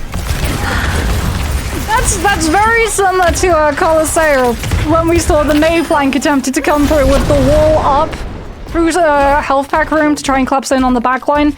Also didn't really work out, and that might actually have allowed SrPeakCheck to fully come back into this fight. SrPeakCheck now midway through the map. Twisted Minds on the other side. Stuck at that archway. Go for that TP early on. Cloudy just gets the hammer shots off, and Matrix here on the top. Fi's able to get the kill. Threw it onto Yubi, but it is a 1-for-1. Slay does trade back Danid. Meanwhile, they understand Quartz is stuck on the right side. They want to die for him, but they leave Cloudy out in the main. Has that immortality field to save him. Beat drop committed as well from Dala just so they can kill Quartz, but Quartz got that immortality field. Has to commit the shadow now just to kill him. Cloudy trying to back up, play his life, charges away. Also is fine there with the wall to stay alive, but the robot has been stolen on the other side. Who is it this time? It's Kelix on the flip. Dala comes back for the 1v1. Does Kelix escape with his life? He does, but Ghost finds the stagger cone to Slay. Sure, that objective was pushed towards midway through the map. However, SrPeakCheck still winning in this fight temporarily. Oh man, if that objective had been pushed midway, Twisted Minds would have gotten the forward spawns. As it is now going to be SrPeakCheck with control of the high ground. Twisted Minds using that symmetrical wall to be able to block off the Baptiste heal and force him onto the low, into the artillery strike and the rampage! That's a lot of damage. Danid able to find one. Drops his own symbol. Cloudy does fall, but Danid has clutched before. Could he do it again? He's killed one. Fi also finds Yubi, but eventually KSA tracks him down. Fi! Oh my! What are those shots? Has the follow-up as well from Ghost. They capture the checkpoint off of some fantastic May play. Best May in EMEA, hands down right at the moment. SrPeakCheck, Danid gets them low, Fi's able to follow up. Ghost still alive on that Baptiste as well. Being a standout player in this series, living when he needs the team to keep everyone sustained up, and as a result, SrPeakCheck haven't taken the lead in terms of distance, but have been able to live through a lot of the threat that Twisted Minds had. That last fight when they threw in 3 ultimates, that was the fight Twisted Minds needed to be able to turn around. TP play comes through as soon as Cloudy drops, but Cloudy goes aggressive onto Slay with the charge. He had the Ant Matrix. That was the catalyst to Twisted Minds winning this. Kelix is able to trade Danid, but now the Ant Matrix continues SrPeakCheck's streak right now. They've won yet again another fight and look to try to take the advantage. Do they do it here, Moxie? Yep, they're gonna get that distance. Surely they're going to be able to, as Twisted Minds are not going to be able to contest in time. Fi's building up to another Blizzard. SrPeakCheck just playing super aggressive to make sure that Twisted Minds don't send Kelix to be able to stall it. And there it is! They take the lead! 1 minute left, Dustin! 1 minute left. The lead comes through after about 5 minutes of stall. TP in. Yubi gets poked down low. Charge by KSA. Able to take down... Cloudy took down KSA with a charge off the map, and it cost him his life. Slay able to get Ghost, but Fi gets Yubi on the side. Quartz does trade it back onto Dala, but Slay still has the same Matrix. Doesn't want to use it just yet. Holding on to it as Quartz goes off on the front line, and they recontrol that robot with the checkpoint received, though. SrPeakCheck will get another good fight. So Cloudy can actually afford to take KSA off of the map because Cloudy's already got Shattered Bolt up. By taking KSA off of the map, he guarantees the Junker Queen doesn't bolt Rampage into this next fight, which has been the problem for SrPeakCheck to deal with. As a result, they have Sound Barrier and they can hold on to it to go aggressive. They got the Shatter too. I mean, this is disgusting on the side of SrPeakCheck, but something can happen with this artillery strikes. They waited out, actually. Just wait out this artillery strike temporarily on the top. Everybody's still healthy. That ultimate's already been used. Clowney has the Shadow ready to go. When do they want to go for this play? They let the cart stay still. Overtime ticks down. Yubi finds the pick! Oh my god, what a shot from him! Also drops the wall, so the Shatter's gonna be even harder to get off now. Quartz comes through from the outside. Beat drop is committed. Cloudy gets melted through the amplification matrix. Yubi also finds Fi in overtime. They still have the wall ready to go. Dana just wants to back off in overtime. But do they get the spawns in time? 7 meters to go. This is about to push in.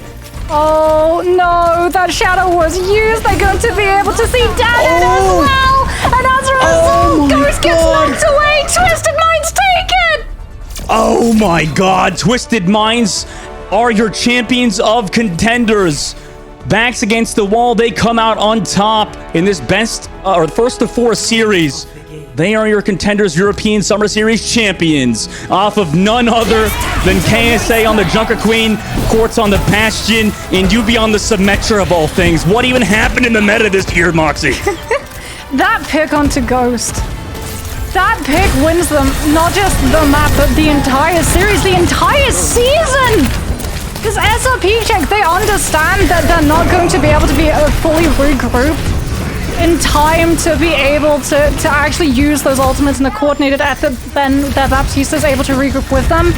And as a result, they have no choice but to just double down in the fight and hope that they're going to be able to find the kills. But you saw what happened, right? Without that Baptiste, LH Cloudy just gets melted mid-charge attempt trying to play off of the blizzard that Fire had thrown down on.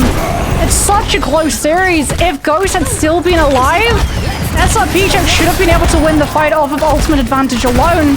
But Twisted Minds, they take the Baptiste down before the fight starts, and as a result, the Rhine just has absolutely no leg left to stand on. Yeah, oh my god. I mean, huge shout out to Yubi as well, right? I mean, Yubi finding that kill at the very end in the clutch was the most important kill of the series so far. And that just shut down anything SrPeakCheck could do. 7 meters is too much for them to even come back from the spawn from. Man, what a closeout series from Twisted Minds. What a close series. Twisted Minds walk away with another Contenders title. However, it came down to the absolute wire. It really did. If you were one pick away from walking away the champions, then the runners-up have so much that we have to talk about, so much that we have to report, because Twisted Minds, their team has always been dominant in this region. SrPeakCheck, they are the team that, out of everyone in EMEA, have improved the most. This team, when we saw them the first time and they were running this Rhine composition, they weren't finding any value. They were so easy as well to be able to predict how they would play. A lot of teams wouldn't even really scrim against the composition because they would fully understand it's a Rhine. We're just going to ignore the Reinhardt, punish the over-aggression, and move in on the rest of the team. But you look at SrPeakCheck now and you compare their progress, how they played today, how they played Circuit Royale, how they played the beginning of the push map as well, finding so much value taking a composition which is so heavily outside of the meta and making it work to the point that if Ghost had not gone down too early in that fight, they probably would have been able to clutch out the series. You really do have to give them applause. Oh, for sure. But Twisted Minds are the victors of this season, guys. We'll have an interview with one of the members from Twisted Minds, guys, so don't go anywhere. We'll have an interview after a short break. We'll be right back. Are you tired of your teammates holding you back from greatness? Ready to seize the initiative, hit shift, and super jump up the ranks? Or become the envy of support players on every map, game, and round? Well, get ready to take flight with the brand new Overwatch Contenders Mercy skin.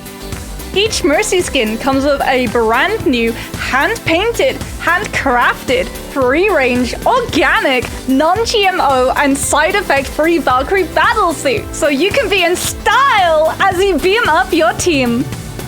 And when your Caduceus stuff isn't enough, there's always the Caduceus Blaster! In order to earn your wings, connect your Battle.net account to Twitch and tune in during the Overwatch Contenders Finals on August 29th and 30th to claim your exclusive Contenders Mercy skin. So, what are you waiting for? Suit up and join the fight in your Overwatch Contenders Mercy skin.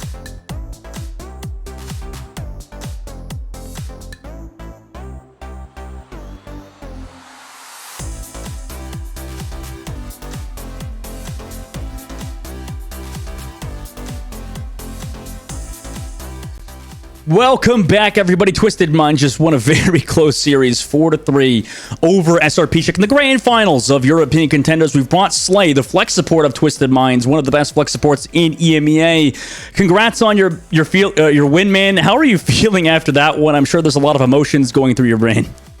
Well, it's actually been a long time since I've had an official that was this close and this much of a dogfight. Like every single map, like since it was a 4-3, you can even see it just in the scoreline, and on every map was close. No map was like really easy. Circuit Well was the same.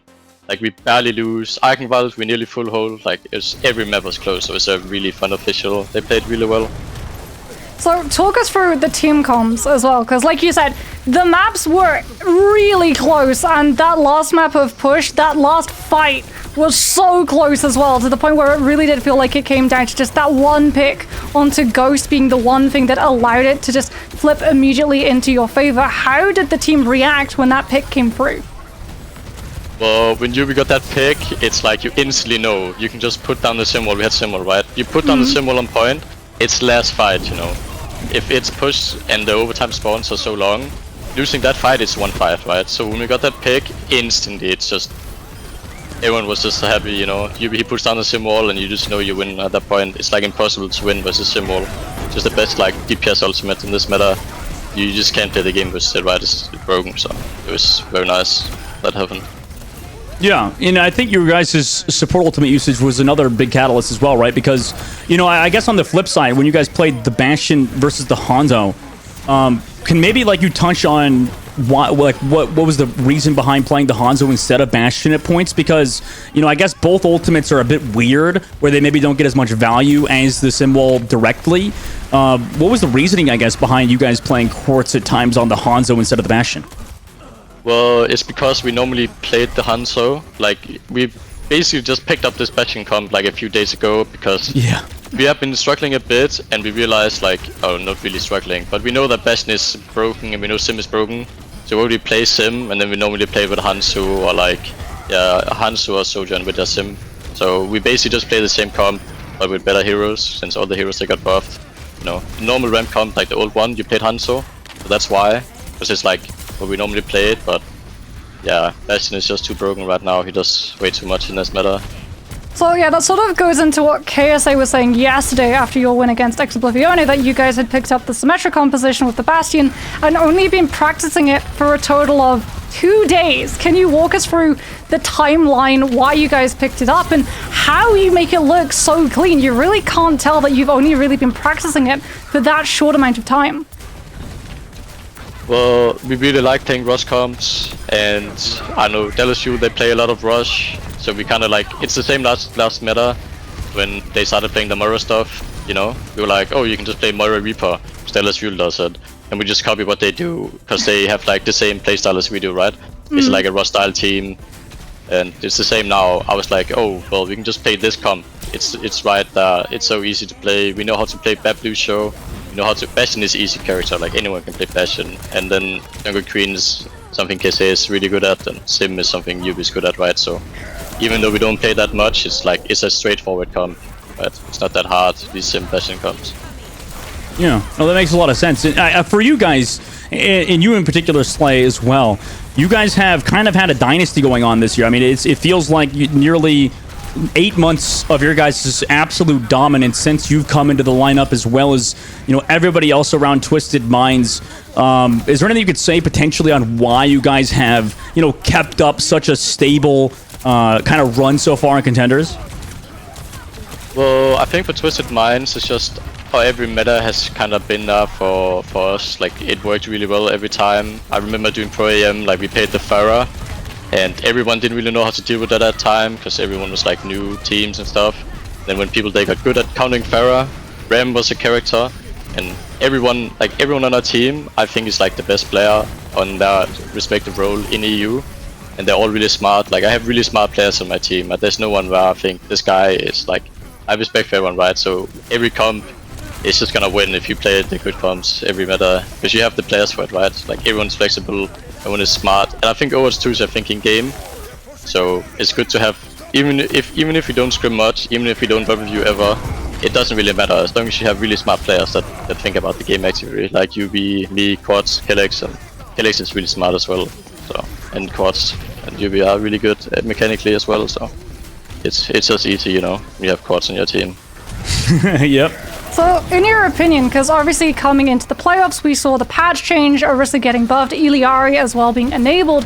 Why is it, do you think, that even though we saw some teams running the Orisa, the Torbjorn, the Bastion, the Illari, the Baptiste composition, that our grand finals actually came down to your team that really don't play into that, and SrPeakCheck that like to play into the Vayne Symmetra instead?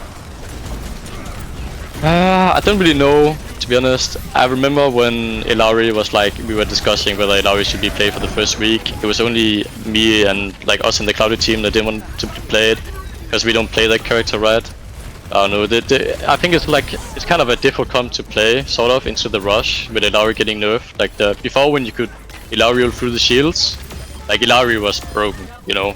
But then when it wasn't the case, it's like if you're playing against the Symmetra, if you're playing against the Rhine, how do you get your Illari through, right? Like there's just a Sim wall, there's a Rhine shield. Like effectively we are just dealing 75 damage to the Rhine shield every time. So I don't know, that's why at least I think it's really good in EU. I think it's also just a hard comp to pick up if you don't scrim against people who play it like at a high level. Like we don't there's no you don't get owl scrims when you're in EU, right? Like that's just how it is. So you don't practice against the people playing it at a really high level. So how do you get really good at it if you're just playing against people who are respectively worse than you if you're playing it right? Like let's say EXO, they played it a lot. So it's hard to get really good at the comp. You can't practice against people who are like better than you at it, you know. Yeah, that makes a lot of sense. Obviously, like if you're playing against lesser competition, you know, compared to Overwatch League, it's very hard to get good practice on. And also, I guess it's a more pokey comp where you guys like to, I mean, I guess do that with Pharah, but in a quite different way. In Slay, I think for you on Baptiste, it's been kind of another standout series. I think Ghost on their side was doing a lot as well. But I think that, you know, you've been here for a while in Contenders, and I think you deserve definitely a huge shout because you've been basically the best flex support in Contenders EMEA for the better part of a year now. What's it like for you, I guess, just like your practice regimen, what you go to prepare for these matchups, maybe even usage of immortality fields? Obviously on Baptiste, it's one of those characters that's very high, kind of like APM, you're doing a lot. Like, what do you do in your practices leading up to a match like this in the Grand Finals? I don't really know. It's kind of hard to play ranked when Bastion or Orisa is played every game, but most of the time it's just hard focusing on scrims. Like you can do like bots and stuff, you can try to look at things. Like I looked at the Dallas Fuel games, that was basically it. And then I played a bit of ranks. I don't know, Bep is a character I played for like since forever. I used to be a hard Bep OTP as well in Overwatch 1, so it's like kind of the heroes. Like since it's been double shield for a long time, I played on a double shield Bep team my whole life in Overwatch 1 basically. And rush teams as well, so Bep is just a character I've hard OTP'd for most of my Contenders career, so it just, I don't know, I don't have to think about it much, I just play the game, right? Yeah. So then, that's obviously the Contender summer season ended, and Twisted Mind's walking away with a back-to-back Contenders win. I'm gonna ask, how is the team planning on celebrating, and what's next for everybody? Well, I don't really know. It's kind of hard to think about that, because I don't know if there's gonna be Contenders for a bit, and since me and Kelex we didn't qualify for World Cup, I don't think there's gonna be much competition for the next, I don't know how long. So at least for the Arabs on my team, they're gonna be hard practicing for World Cup, and I wish them all the best there, of course. I hope they win. I know I'm friends with all of them, and yeah, so I just hope they win, to be honest. Totally fair. Is there anything else you want to say before we let you go, Slay? Congrats on your win, man. Any last shout outs or something you want to get off? Well, I honestly want to say that everyone have improved quite a bit this patch, and especially SrPeakCheck. They used to not be like the best team, like you wouldn't expect them to get in the Grand Finals. I think everyone on that team improved. I think Ghost is like a new flex support player that's coming in, like rather new. He's like not new, but he's young, you know, and he's playing the map really well. So respect to that guy and respect to everyone else on that team. They played really well. Damn. All right, I appreciate that, Slay. One of the most humble guys in the scene. I appreciate you, and have a fun time celebrating tonight, man. Thank you. Well, that's Slay from the likes of Twisted Minds. Again, how humble could you be, man? I mean, he's always a pleasure interviewing. Twisted Minds got that 4-3 win over SrPeakCheck in the grand finals to continue their dominance in 2023.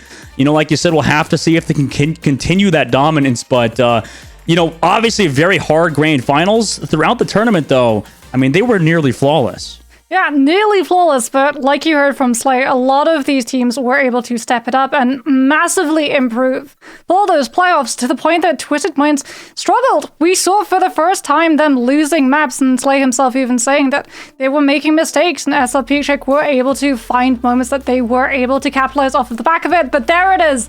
It is official. Twisted Minds are a winner once more, taking down SrPeakCheck in such a close series, Dustin. The closest that you and I have ever gotten to see on the Contenders EMEA Grand Final stage, or at least that we've gotten to cast. Fingers crossed, America is going to be seeing the exact same level of intensity. It's going to be Pirates in Pajamas up against Saints in the first showdown to see who gets to go up against Wisp, waiting for them up in the upper bracket. A final that I'm sure is going to be just as close as the one we had here.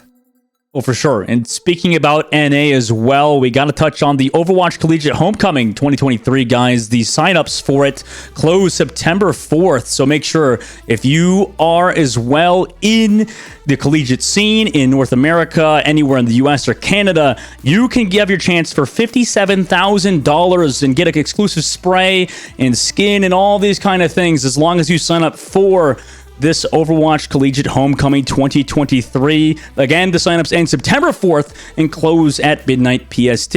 Obviously, this grand finals between you, with me and you, Moxie. It's been a pleasure casting the season. Everybody else behind the scenes in prod, we appreciate you guys, and make sure to go to that link down below if you want to check out the collegiate scene as well, guys. There's one more important match today, though, in North America that you talked about, Moxie. So after this stream ends in a few more hours, you will be seeing the grand finals in North American Contender Summer Series, guys. So I'm sure you're going to want to stick around for that one. We'll have to catch you guys later.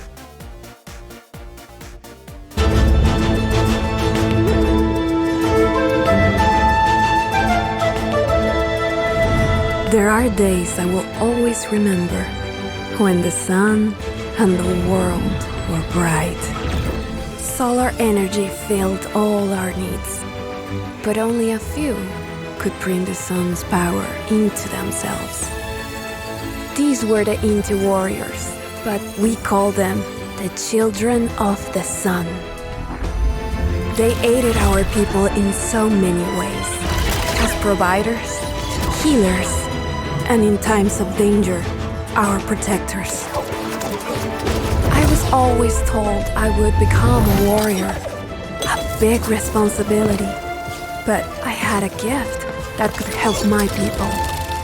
So, I trained. At last came the day they said I was ready to join their ranks and embrace the sun.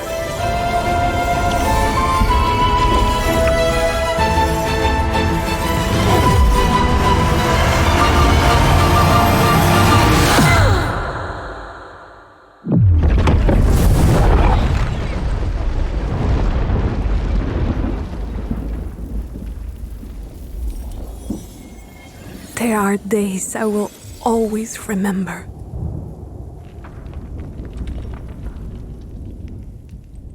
Was it my fault that no one knew the true extent of my power? To this day, I still don't understand what I did wrong. But it doesn't matter anymore. I will make up for what I've done. Because I am Iliari, and I am the last child of the sun.